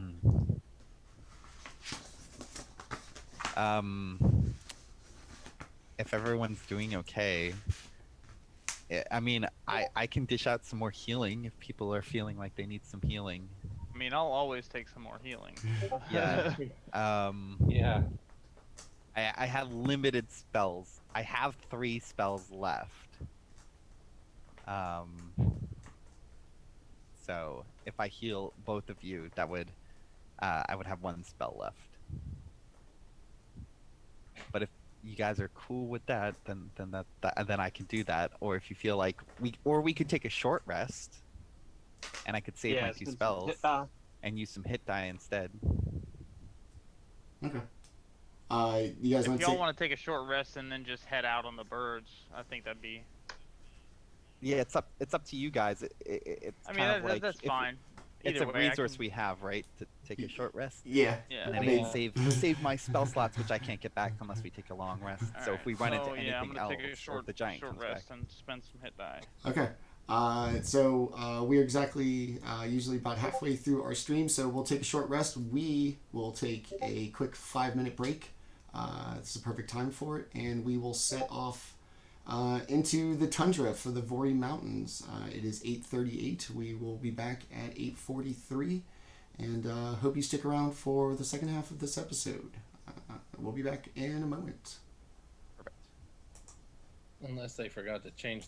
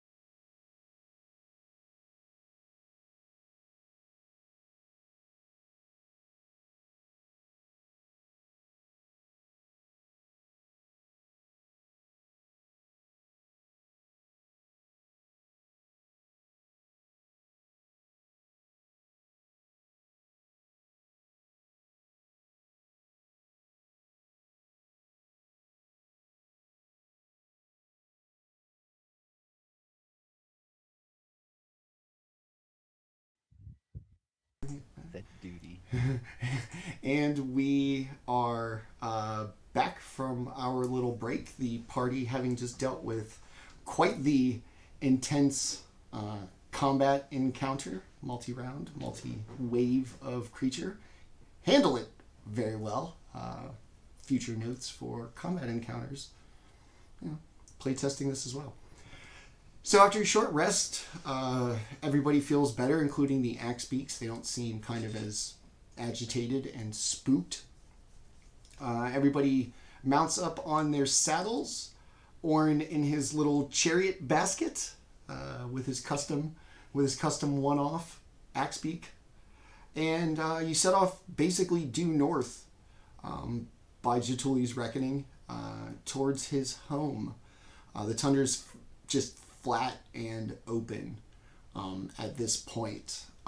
No vegetation, no trees, just white, stark white, more white, ice, couple little rocks, but nothing really of note. The kind of daylight portion of the day comes and goes as you travel. For the most part, you feel completely and totally isolated out on the tundra, as if nobody has been there for a while or is with you now.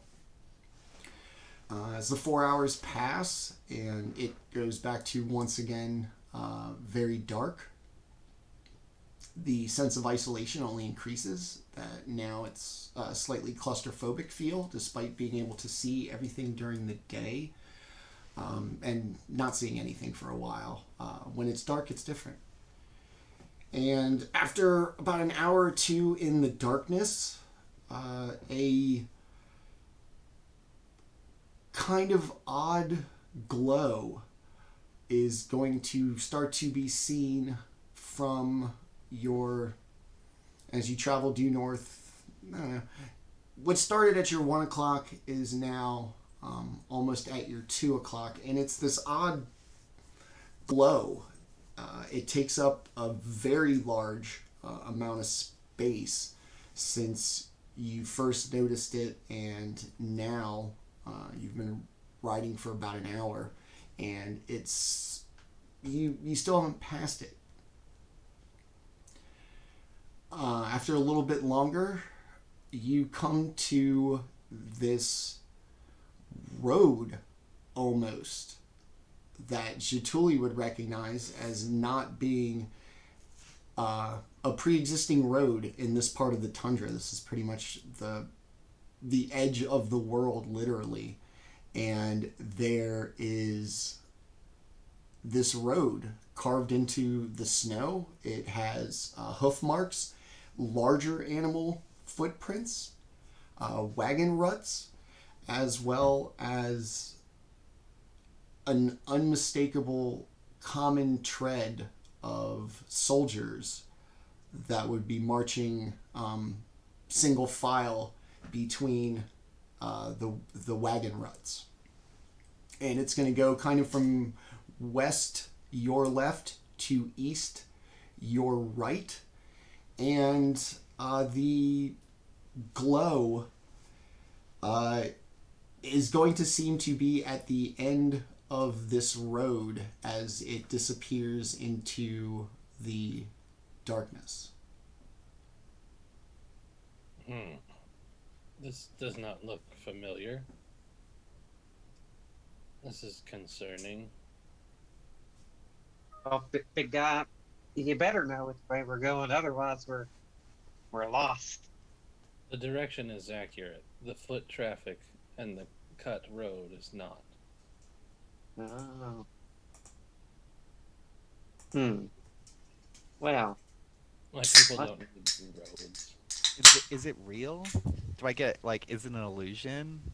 Do we get can I get off my axe beak and feel it? As you kind of come across it, it's going to be sunk into the snowpack from where you've been running, unabated in the loose tundra, that it's been trotted on so long that your axe beak is going to have to kind of take actually a big step down into this kind of ad hoc road.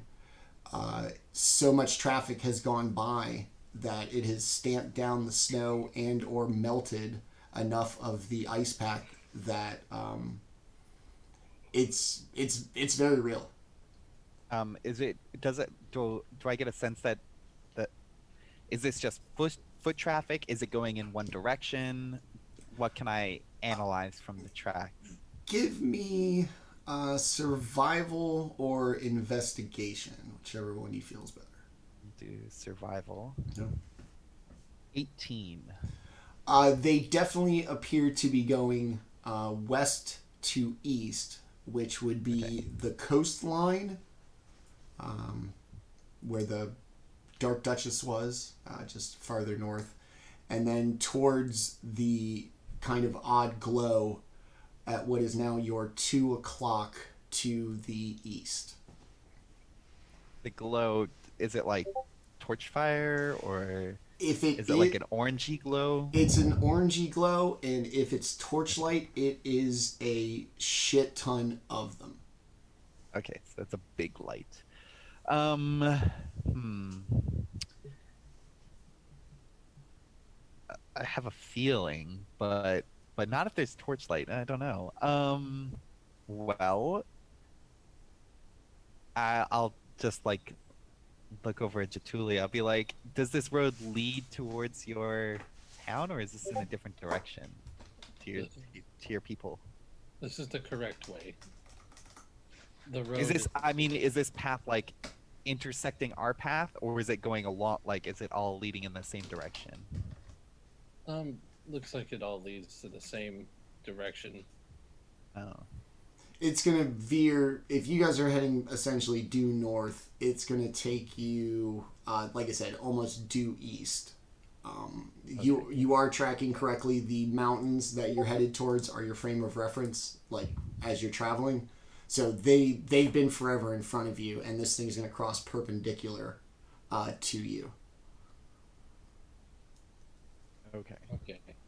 We need to keep going to get to the village. Yeah. I guess just make note of this, but we should just keep going. Okay. Because we don't know what that is, but we know it's there now. But we still need to make our way to your village. Agreed. Yeah. Okay. I get back on my axe beak. All right. So you're going to cross the road. The axe beaks are kind of gingerly step down into this road and then back up to the tundra on the other side. You're going to take off, and the Void Mountains are going to continue to kind of get closer, straight in front of you. And even after an hour or so more of riding after crossing the road, the glow is still going to be able to be seen. It's just going to now have moved to your 5 o'clock. But even as you move away from it, it's still noticeable, whatever it may be. Everybody give me a perception check really quickly, please.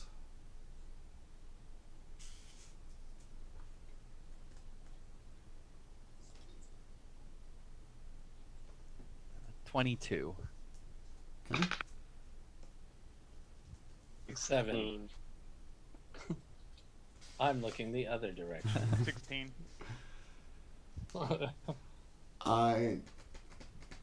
Kelroth is going to notice behind you guys riding across the tundra that a small quantity of the same glow has moved or is constantly moving and is directly behind you. And after first seeing it and kind of not really sure of what it is, has now noticed that it is closing ever closer at quite an impressive speed. And as it gets closer, it is torchlight. It's 2 of them. And as it becomes clear that the light behind you is torches. So my internet's unstable, so if it falls apart, everybody just hang tight.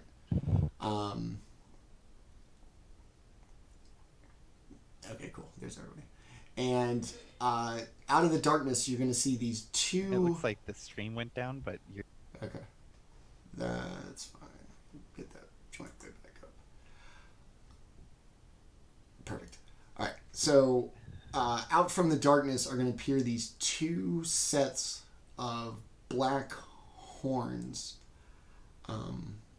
almost obsidian black, atop two shaggy rams that are some of the biggest rams you've ever seen.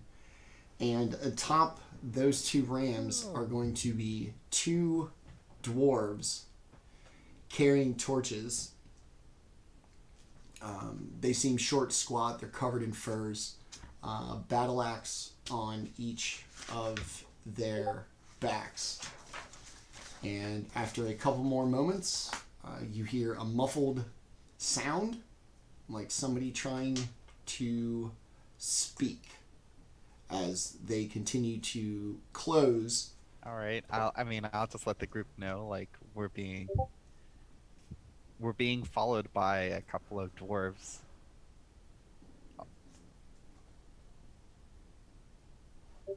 On Rammy Boys. Dwarves are not known for necessarily being evil, though there are bad dwarves, just like everybody else. Should we just let them catch up and converse with them? And I feel like they're making ground on us, so maybe they're we gonna should catch up to us eventually. face up to them, see what they want. Yeah. We can't lead them to Everyone's faster than us. Yeah. We shouldn't, Everyone catches us. we shouldn't be leading them to the village regardless. Yeah, why don't we just stop and then... Okay. I mean, they clearly have an intent on us, so we'll go from there. As they Alright. Alright, so we'll stop and turn to face them. they eventually make their way to you. They're going to take off like this kind of leather covering over their face, and you're going to see two dwarves that look almost identical. Long black beards, covered in like frost and snowballs like your dog gets when it goes outside. Alright. All dwarves look the same. Yeah, I know. And Jesus, how many dwarves have we had so far? 10 Racism. It's, They either have we have a black very hair or red hair. there's a very pro dwarf Hey, I'm lobby like, I apparently got elven here. blood. I'm inherently dwarf racist. All right. Hey, look who it is. Hello? And he points to the other one. All right, it's them. It's the heroes of Ten Towns. In the name of King Brunner Battlehammer, we are honored to be in your presence. We were hoping you could help us with something.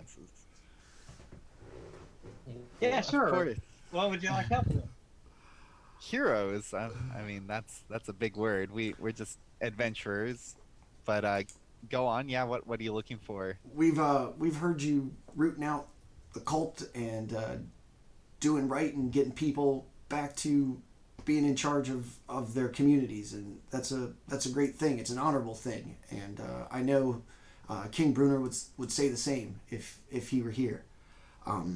See, we've been sent out by our king for a little bit of business. It's actually kind of embarrassing, but you're honorable. You fought for these people. Feel like you could keep our secret. And they look around and look at each other, and one of them kind of goes, "Yeah, go ahead and tell them." We've lost a large iron shipment, and Brunner's pretty bad. You haven't seen it, have you? Can I just?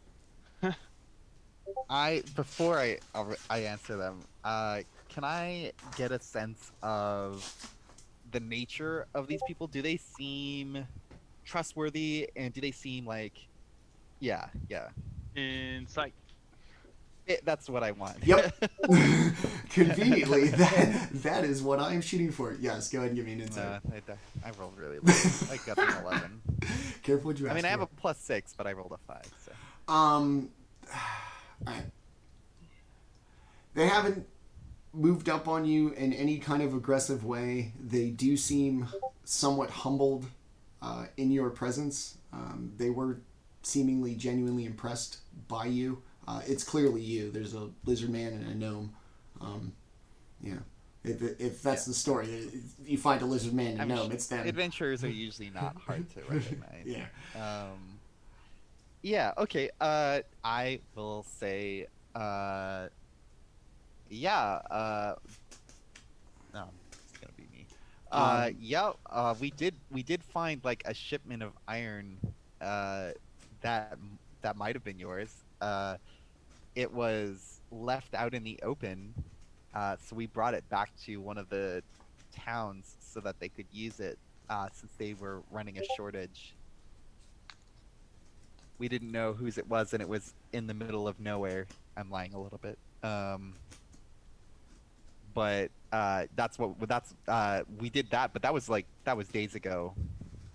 They're going to kind of look at each other, say something kind of under their breaths to each other in Dwarvish in a little huddle. And they are going to they're going to turn. They're going to get off their rams. Arbol. They're gonna they're gonna walk around. They're gonna look at everybody, and they're gonna settle in front of Orryn. Gnomes and dwarves are kin, are we not? Of course. I'm a rock gnome. You wouldn't lie to your kin, would you? Now tell me true. Did you know this iron belonged to King Brunner? You're going to give me a deception check. I'm going to roll an opposed perception check. Assuming you lie. This is a pretty good estimation. You guys... I mean, I don't know. He might not lie. So. Yeah, one of Orryn's flaws is that he is usually pretty straightforward. Yeah, well, up to you. Yeah. He technically didn't know that it was the king's. I white lied. I'm not like... So Orryn, he wouldn't like straight up lie to someone, but he would usually try to leave out some details that need not be heard. But this is more of a direct question, so I think Orryn, I mean, he has -1 deception, so like, let's be honest here. I'm literally the worst liar. We know the result. Yeah. Which was intentional, you know, but Orryn's gonna kind of like look down, kind of like poke his fingers together, and so we had a good idea. It probably didn't belong to the 10 towns, but they you know, with the aural poultice, we you know, thought they would probably need it, so you know, we can point you to who we gave it to. We met your smithy friends, lad. We know that you found it. Your smithy gave into his honor as a dwarf and saw the error of stealing from the mighty King Brunner. And I'm gonna speak up. I'm gonna cut him off a little bit. I'm gonna be like, I did tell him that it probably would not be appreciated to take something that did not belong to him. But to plead our case, he made it out like they were so desperate that he was willing to chance it and to be fair, the iron was sitting out there and it looked like, I don't remember, was it kobolds or something? It looked like somebody had been touching it or taking it. So we did save what was there from the potential wilds. Just giving you a sense of our position in this. They're gonna look at each other and once again kind of huddle up in Dwarvish. two-man huddle. Yeah. They're gonna get fireballed. We can't be in this They're huddle just long. gonna like We get can't next be to each other. We can't be in this huddle long, y'all. They can fireball both of us really easily. Right. With our no mages, no sorcerers, and They're gonna kind of come out of their huddle. You are honorable. You told us true well, what we already knew, and we appreciate that. While we're out here, did you see that back there? the what? The glow. The glow? The camp. The camp. What? Did we see a camp? Saw Oh, a you mean off in glow. the distance, like where the road leads? Yeah. It's, Oh, okay. Yes, it's- we it's saw it in the huge. distance. What What is it? Do you know what it is? It looked like an army encampment. Oh, Tents for miles, torches, campfires, wagons, horses, men, everything. His Majesty is very concerned. wait, whose Majesty? Bruno. King, Oh, dwarf okay. king. Is Brunner far? Normally, as a Vori resident, do we know that Brunner is fairly close by? Have we had encounters with each other before? You The would have heard. Battlehammers. Yeah, you would have heard of him. From Legends of Icewind Dale. Yeah, just a lot of things about Brunner. I imagine you would know. They own there's like a big mine in Icewind Dale or something, isn't there? Yeah, Like that he owns or something. So like it's not like he's unknown. I'm sure even the 10 towns know who they yeah. are. It's going to be a little bit of history from the Drizzt times, but I imagine those But tales. I mean, it's been around for a long time. yeah, those before tales will Drizzt. still. Yeah, those tales will still be told. So yeah, you're going to know who Brunner is. What's okay. So he's amassing an army. What for? We don't know. It looks like mercenaries. Just the largest band that has ever been in Icewind Dale. We don't know why they're here. Oh. Does this have anything to do with the Vori people? I don't think so. They're amassing much further south from here. I'd be guessing that whatever they were doing, it involves 10 towns. Do many of the people in that camp do they lack of clothes? It didn't look like it. We didn't get too close. We didn't know who they were. They have but, fires. Yeah, they have fires. Yeah. Oh, sorry. Maybe I'm a bit confused. This is just some random band of mercenaries. Do you know who their allegiances are to? They had some flags up, but they look like from the mercenary company, not anything that we're familiar with. I see. And could you make a guess as to like are we talking like 1,000 or like 100? Like what's our number here? Our guess is somewhere about 10,000. 10,000. Well, 4 adventurers could deal with that, no problem. Sorry, I'm just kidding. Yeah. Good luck. trying to lighten the mood. Training well, montage. In the snow. It's well, yeah. Thanks for informing us. We were actually curious as to what it was. We did see it in the distance. We're not close enough to make out the details that you have. We are just on our way, trying to solve another problem. You know, we're adventurers. We do work. Checklist. Before we headed back to the 10 towns, We appreciate the information, and we apologize for any confusion about the iron. Uh, we were just trying to do what we thought was best for the 10 towns at the time. The important thing was when we asked you, you told us true. That's the sign of honor, and as a reward from His Majesty, we present this. And he reaches into his He pouch. throws a fireball at us. Pocket sand. Don't steal again. I'm gonna have to take your hands, but thanks for being honest about it. Polymorphs just Sorry, like sorry. little bug. Pulls out a like a potion bottle that looks on the inside like it's thick and viscous magma. It's black with like a reddish, yellowish, swirling glow to it. And A fireball. who wants it? Oh, you Yeah. know. Orryn. Okay. I'd probably give it to Orryn. The rock gnome. As Orryn takes it, it's gonna feel warm to the touch.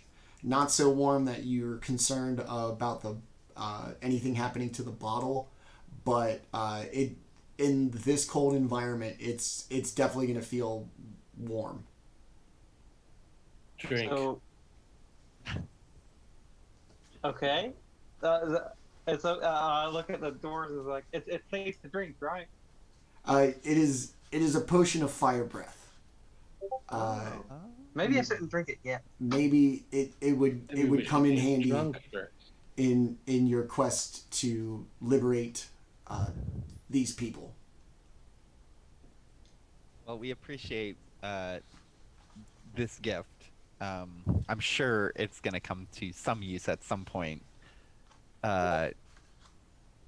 It's cool. It's cool to see some dwarves out here. You know, we've kind of run into a lot of nefarious misfits out here, but it's nice to see a friendly face sometimes. We want this land to fall into this darkness, and despite Bruner being very far away, this place does have a special place in his heart. So anybody who's out here helping it, they're allies of us and of the people here, and most importantly, of the king. Well, we're always accepting of new friends, so we appreciate that, and we will make sure to continue to warn other dwarves who covet iron that is not theirs of the dangers of taking what's not theirs from them. Very well. Just keep everybody honest. Of course. Safe travels, adventurers.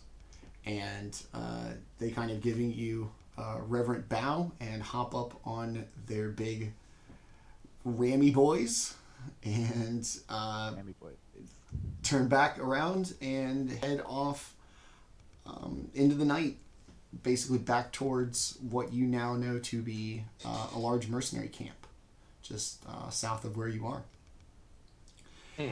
Oh, okay.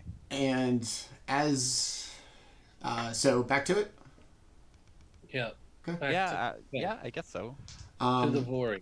All right, so you head north. The foothills to the mountains start to come into focus and come closer. No longer flat tundra, slightly rolling hills as the kind of land's going to gradually start to decrease in incline as you head into the mountains. Oh, excuse me, hold on.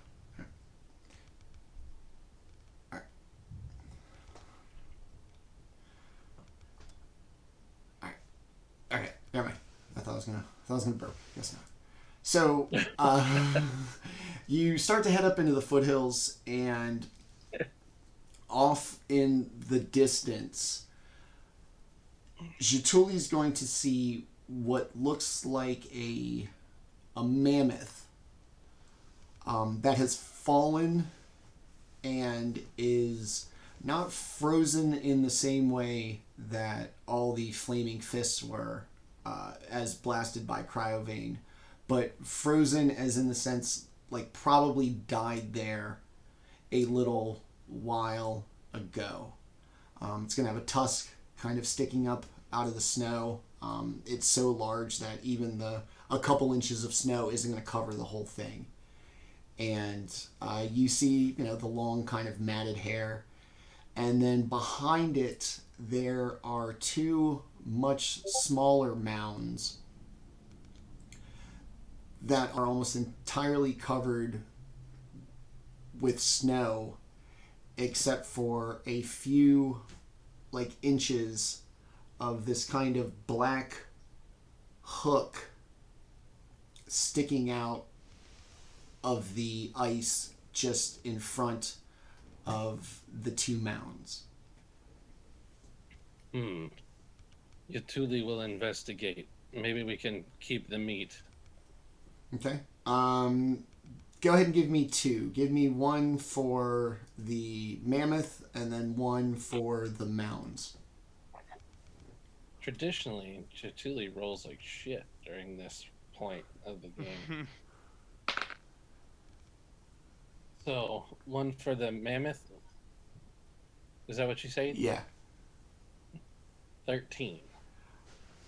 It's been frozen a while. It doesn't look diseased or sick in any way, but it does look like it's very malnourished and hungry. Like ribs can be seen, and not because it's dead. It's in relatively good condition, having died where it's cold as shit. So not a lot of decomposition, but you can still see the ribs, like it hasn't eaten in a while. This is not good for meat. And then go ahead and give me another one for the two mounds. 15. The black hooks sticking out of the ice look very similar to the claws that you yourself have on your hands and feet. Time to bust out my feather duster and... No. These could be my people. I need to dig further. And I'll go ahead and start moving snow around. Okay. See if I can't get to the bottom of it. Underneath, you are going to see two white lizardmen that you vaguely recognize. Not anybody particularly close to you. Younger than you, probably out just doing the basic hunting for the tribe. They too look awfully skinny, and around their necks there is a leather strap and a blue kind of crystal pendant that looks like a snowflake. I'm gonna kind of wander up to Jaatuuli. When I see the bodies, can I kneel over and kind of, I don't know, see if I can make out how they died or what caused them to die? They are heretics. Yeah. A medicine check probably for the... Yeah. Jaatuuli knows why they died. Not an unnatural 20. You don't see any trauma or anything. No bruises, no piercings, no kind of injuries. They do look especially gaunt and thin compared to an obvious healthy specimen standing next to you. And your best bet is probably that them and the mammoths kind of died of exposure and starvation. Okay. Look around their necks. Look at the heretic symbol. This is why they died. They lost the favor of Cryovane, and they Yeah. froze. That seems to be a good observation. Um, I'll rip their necklaces off.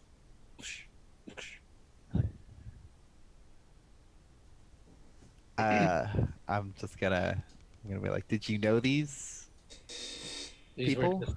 these were younglings. I was not acquainted with them well.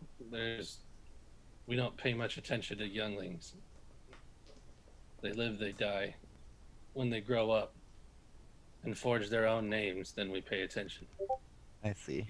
Um, well, I guess they're not buried. They were just covered in snow, right? Yeah, they died like out in the exposure, and then the Okay. natural course of the weather over the last couple of days has covered them in snow, and the temperatures have frozen the bodies.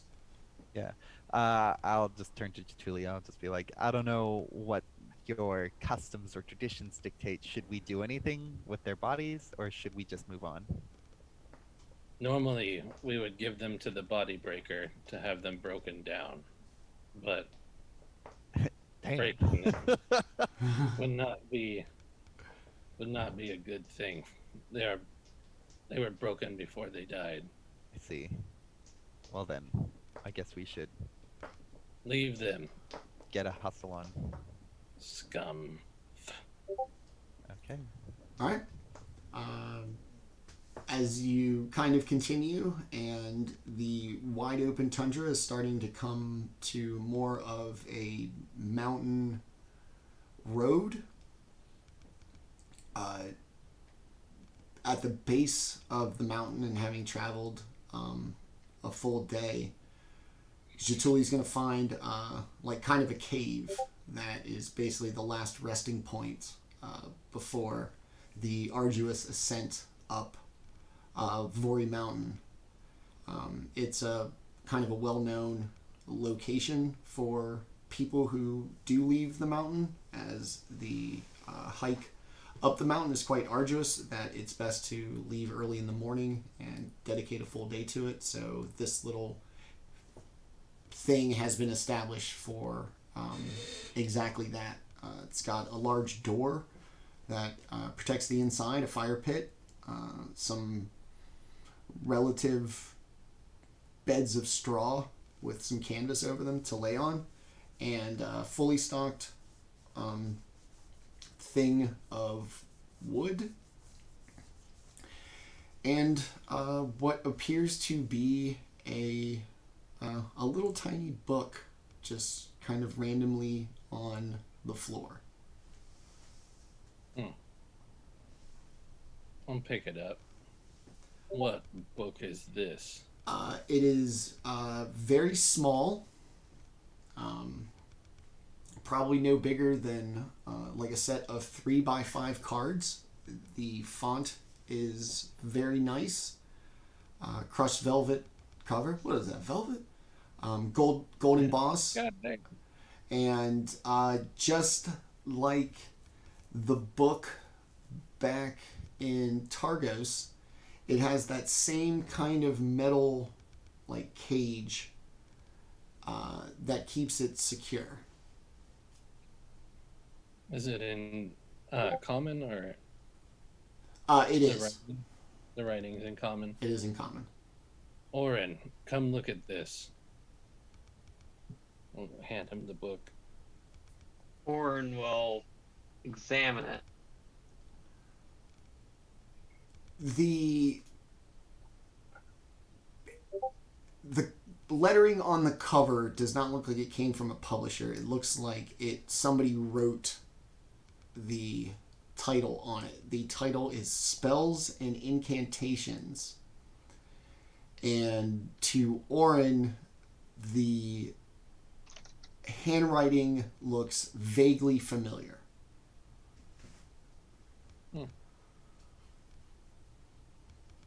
So, could this potentially be from Sindri? Give me a history check, please.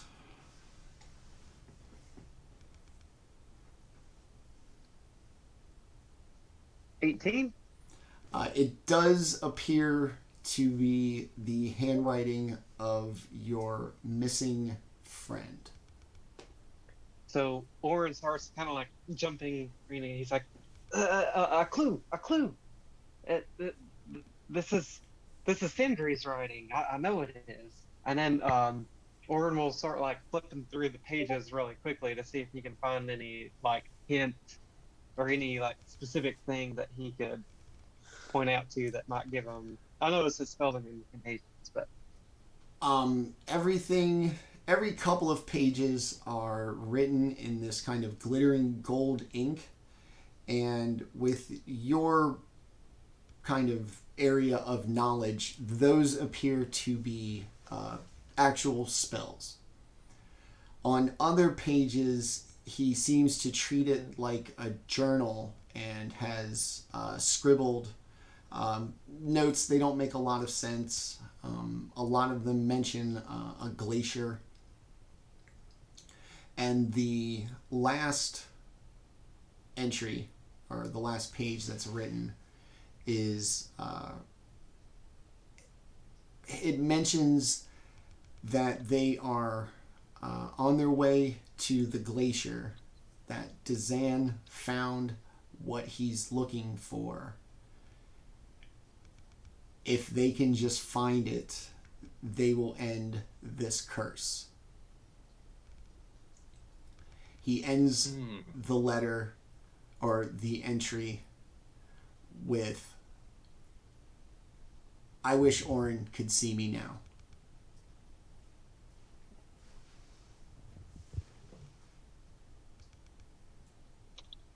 What say you, Orryn? so without Plot replying, Orryn takes out a little pen and he leaves a note, a personal note in the journal, so that when, in his mind, he's like, when I give this back to Sindri, he's going to see this. I don't know off the top of my head exactly what Orryn would say, but I imagine it's something a little mean. Not like mean, but like, he's like, "Ha! I had to come save you and give you your spells back and your journal back. So, you better be nice to me from now." Just something like kind of picking at him. And Orryn will turn to Jaatuuli after writing whatever the message was, and he'll say, So in the journal, Sindri speaks of a glacier that could end this curse. Dazan had found it, which of course, his simulacrum probably would have no idea about it. But they were on their way to find the glacier, and Sindri claims that it could end the curse. And Sindri may be a lot of things, but he definitely knows his magical artifacts. So I think we should trust what he wrote in this book. Maybe we can retrace his steps and find the glacier for ourselves. Yes. Now, I may have missed it when you were saying, was there any hint as to the direction that they were heading in? It doesn't. Okay. I'm gonna, with this conversation, I'm just gonna notice that he has a book of Sindri's. Can I investigate or like just take a look around the area? To kind of find out why the book was left here. Was this place ransacked or anything like that? Like, does it look like there was? It doesn't. There's nothing like in disarray. Like there'd been, none of the tables are smashed. Everything seems pretty neat and orderly. As best you could tell, in an Occam's razor situation, it could have simply just been forgotten. I leave shit at hotels all the time. I'm gonna turn to Orryn. I'm just gonna say, was your friend prone to losing or forgetting things? I'm just trying to see if this it was here because they were here, or if this is here because somebody else took that and forgot it. Orryn replies saying, "Well, I may not have noticed. I may not have mentioned it to you before, but he was a gnome, and if you know anything about us gnomes, you know, we have a lot of things on our minds at any given time. So it's definitely possible he forgot it. But Okay. just in case, I will cast detect magic, and then if there's any funny business here, maybe it'll give us a clue on where to go next. Mhm. You know, as far as searching for Tenta, I know Yeah. there's, but he will start, ritual casting detect magic. After your 10 minutes, it just comes across as his spell book. It still seems to be imbued with a power like it had been used.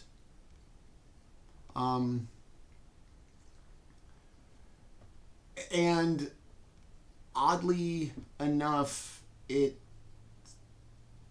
does not seem to be a spellbook, which is a very personal thing to a wizard. And in the absence of the wizard, they change a property about them. This one's going to come across as if its owner is not dead. So Orryn smiles, because I'm pretty sure studying at Silver Moon, he would have learned some of the basics on how things work, right? Yeah. And a lot of your kind of artificer stuff does overlap with wizard to an extent. Yeah. So Orryn will say, well, I'm pretty sure, just from the feeling I'm getting from this, Sindri still has to be alive somewhere.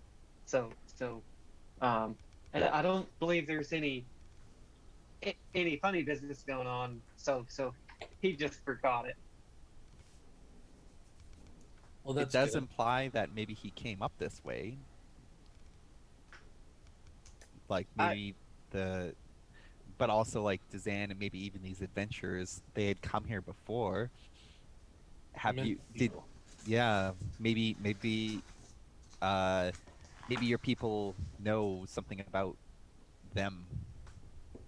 Maybe so. They stayed in our home, our last bastion before the walk. Yeah. To know about that, that's not common knowledge. Mm-hmm. Jaatuuli, I suppose we should rest here for the night. It's been a while, right? We've been traveling All and day. we had that battle. And then all day traveling. Mm-hmm. We should Jaatuuli take a says long we rest should here. rest. Is there only one entrance into the sort of cave? Yes. Yeah. And Okay. it does. Then we could set up a watch. It does bolt from a bar that slides down. It does bar as well from the inside. Okay. As you kind of settle in for your long rest for the night, as Kelroth kind of sits down, a little kind of flutter appears in front of him, and a nicely folded envelope with a wax seal with a big letter B on it just kind of appears in front of him and just kind of hangs there in the air floating. I will grab the letter. You open it up, and it is a return message from Bespit. I assumed. Greetings, purveyor of information. I am very appreciative of the last letter I received. We do not get many missives from the other side of the mountain, so any news is much appreciated. And as a way of preserving our back and forth relationship, I have something for you as well. A few days after you departed Hundlestone, the Flaming Fist showed up, dropped some teleportation circles, and teleported close to 3,000 men into Icewind Dale. They didn't travel the mountain pass. They didn't go through the 10 towns. They teleported directly from Hundlestone to Icewind Dale. Where they went, we don't know. But I thought you should know. As always, I have included a return letter. Should you find any information worth sharing, feel free to do so, and I will return in kind. I'll have read the letter out loud so that everyone can hear that. Okay. Yeah. Orryn will say, when you brought a letter back, did you just ask and see if there was any damage done to Hunt? Like, did they do anything bad to Hundlestone when they went there with the teleportation circles? I could ask. Yeah. But he Besbit's kind of I don't know if you remember, but he said to only send him messages when we had interesting information. So I mean, he sent this message. You could send him a message. You could send him a message back that's basically just like, "New army marching in the north?" ? Well, I mean, he sent the message, so I assume that they're doing okay. Yeah. I mean, to be fair, the Flaming Fist isn't like I use quotey fingers, but like they're not like evil. They're just a mercenary group. They probably didn't go in and ransack the place. It doesn't sound like they did. It sounds like they just came for the night and then teleported out. Teleporting, that's a lot of people though. There must have been quite a few mages to make that happen. And I with that many people, sometimes they're not exactly disciplined. I'm just curious. I mean, we did break a few windows when we were there, if you don't. Yeah, there's 3,000 of them. I was just curious in any case damage came to Hundlestone. Well, he sent me in the letter was another letter, so I can write him back again. Yeah, maybe something we can do in the future. Hopefully we'll be able to write him and say that we fixed the Vori. Yeah, like that might be a good time. And then we could also mention that we saw or heard about a larger army. And that we saw Cryovane. Maybe he'd want to know about that. Yeah. Yeah. Anyways, I put the letters into my backpack where I keep my stationery. And and I'm like, okay, that's mildly disconcerting that like an army is being teleported into the Icewind Dale for unknown reasons, but I don't think that's a sign of like end times or anything. It's just scary. It's confusing.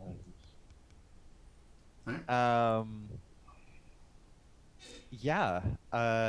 When we go to sleep, or before we go to sleep, I find a moment to chat with Jaatuuli. I just like kind of approach. I had a random question for you.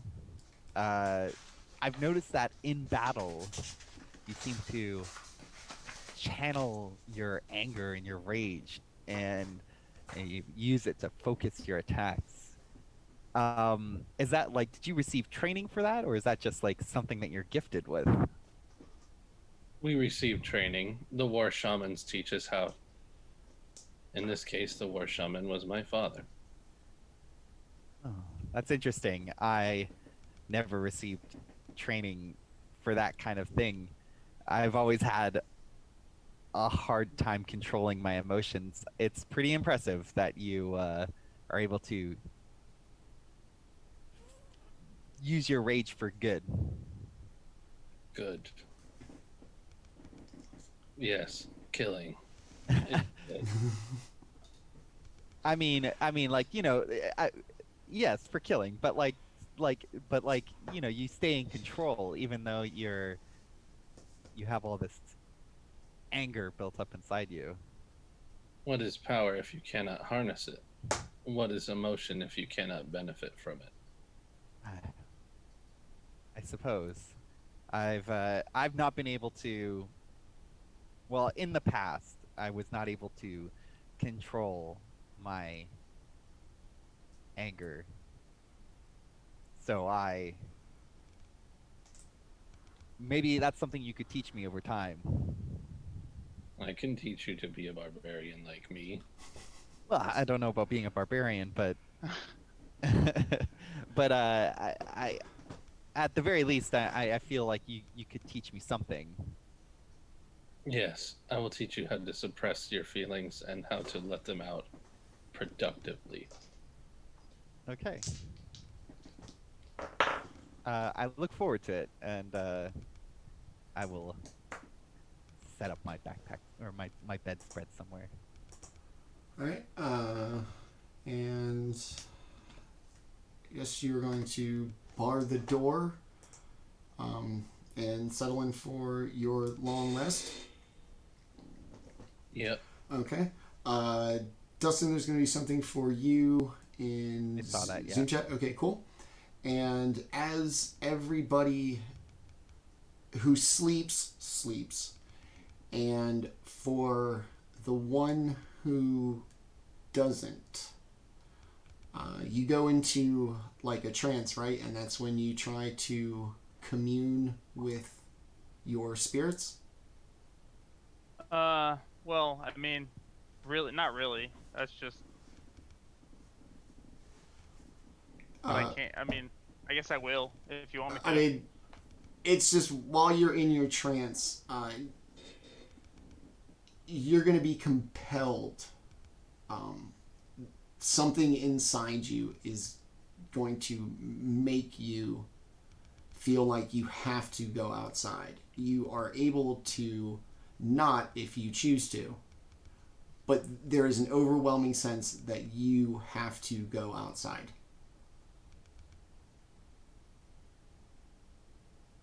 How close to the beginning or the end of my trance did I get this feeling? For most of it. Most of it? During the time, it grew to the point where first you weren't sure, second, maybe, I'm starting to think this is a good idea.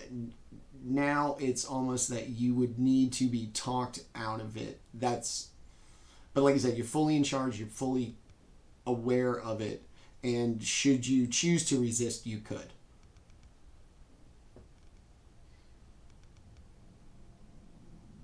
I guess I wouldn't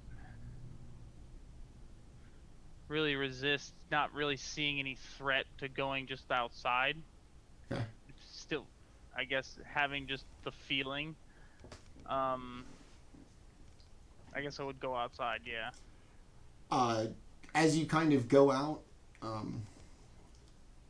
side, the night is unbelievably still and quiet, and there's Do any of us notice that? you do it quietly. I'm asleep, Okay. so I don't know. I mean, yeah, just yeah, I'm just curious. Okay. Orryn, you up in the middle of the night, toss and turning, take a leak, see my man get up. Orryn probably is. He plays hard. He sleeps hard. Okay. So. Part of your compulsion is going to tell you to do it quietly as a nimble monk. I imagine that's not too difficult. And as you get outside on this still night, this voice that has been telling you to go outside has been replaced by like short, quick, like battle cries. Ha, ho, he, ha. And they keep coming over and over again. And you seem to follow the voices, and on this kind of rock platform, you're going to see 4 genasi, one of each kind, standing there doing essentially, martial arts forms in unison. And as the kind of cries change from ha, ho, brother, hood, 4 fists, brother, hood, 4 fists. And just as you get to them, they stop and kind of fade away. The compulsion and everything that was driving you to this gone, and this sense of purpose fills your body as you stand out in the tundra, alone at night, completely aware of your faculties and essentially back to normal, aside from this really good feeling that you have.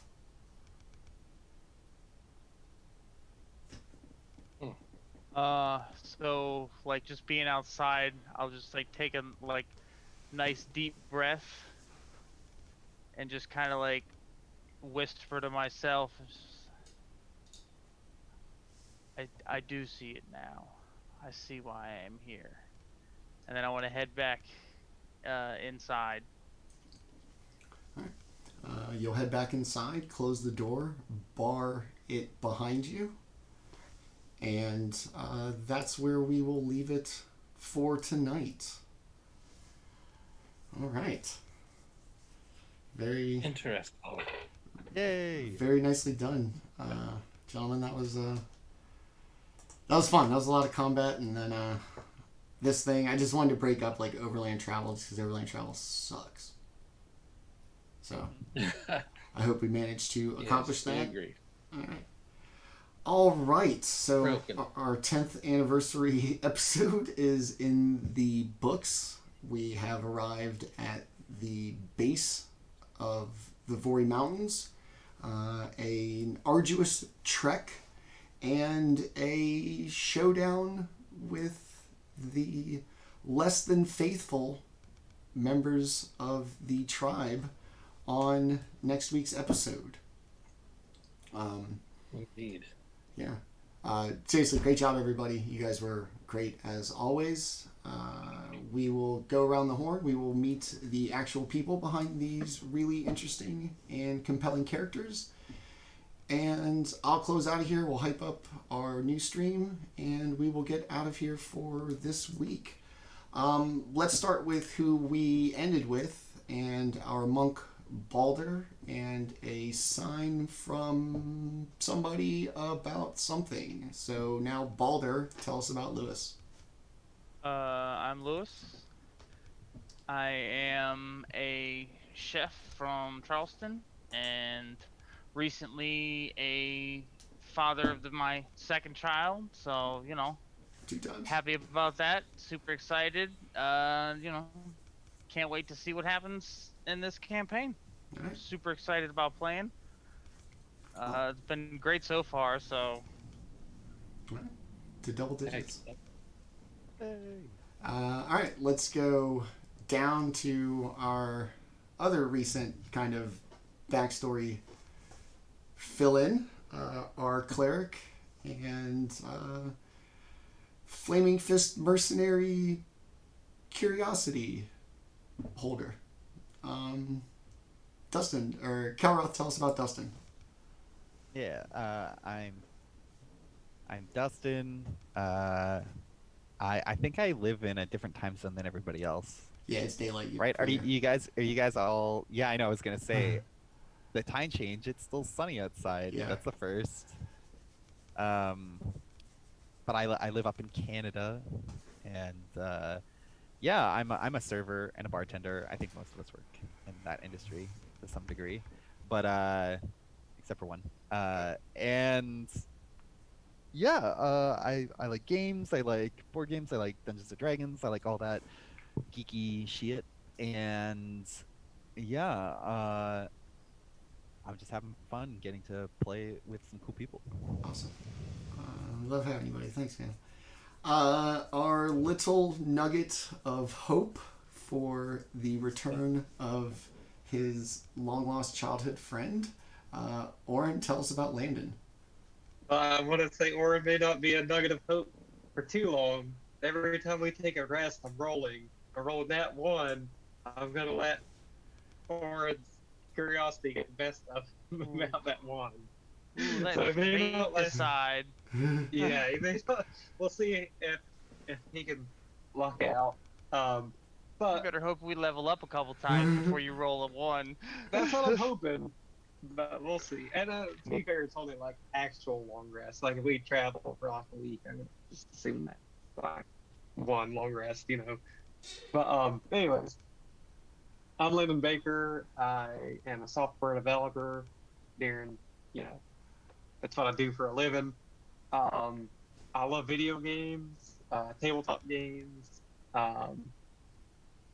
You know, I like watching sports and stuff, but nothing replaces video games and everything like that. Any sort of fantasy or anything like that is nice. So like Game of Thrones is awesome for a little while. Not the ending. Harry Potter was awesome for a little while. Yeah. But that's about me. Just nerdy and enjoys Dungeons and Dragons. I was like, he says on the Dungeons and Dragons live stream on Twitch, you were preaching to the choir, son. You're all right. Right. Oh, yeah. And last and not least, our largest and, like I said, kind of the focal point of this little arc in the campaign. Jaatuuli, tell us about our boy Tenta. On Tenta, I work at a grocery store where I do all kinds of stuff. I used to do food and alcohol demos before that. I'm into wrestling, fighting, MMA. I like blood sports, basically. And Stop. I'm all, huh? Stop. You don't say. Yeah. Wow, who'd have thunk? And It's like I don't even know you. yeah, I know. I'm like this other person. Surprise. I'm into metal. I like dark things and dark humor, and you can look me up on Rip Tenta Squeeze at Twitter, and we could talk about these things. And I'm glad to be a part of this group. I'm having a great time, and as I've said before, it's weird to not be evil. No. Yeah, we'll see. We'll see what happens. And as always, I'm Manny at GrowedUpGeek on the social medias, Twitch, Twitter, and Instagram. If you like what we do here, please give us a follow, eventually a sub. We love the support. And to those ends, we are announcing that on Wednesday, March 31st at 7 p.m., we are launching our second streamed show on this channel. Its concept is built around smaller, shorter narratives so that the long-term coordination of a long-term campaign does not have to be made. It gives new Dungeon Masters a chance to come in and tell some unique stories, and eventually it gives me a chance to play with these fine gentlemen and new people on the Twitch channel. So our first show will be Wednesday, March 31st, 7 p.m. Eastern Time, and we will debut our series One Shot Wednesdays, ironically enough, with a two-part narrative of a Fey wedding. As somebody who's catered probably 500 weddings in his career, I've seen some crazy shit, and a Fey version of a Dungeons & Dragons wedding was just too much fun to pass up, so we're going to do that. Some Candlekeep Mysteries, a 4-part assault on Mount Celestia, God of War style, level 15. We're going to do that in a little while. So give us a follow on here, Twitter, and Instagram to keep up with that. And we will be back next week for episode 11 of Twilight Malediction. Are we here for next week? Next week, yes. The week after, no. So, okay.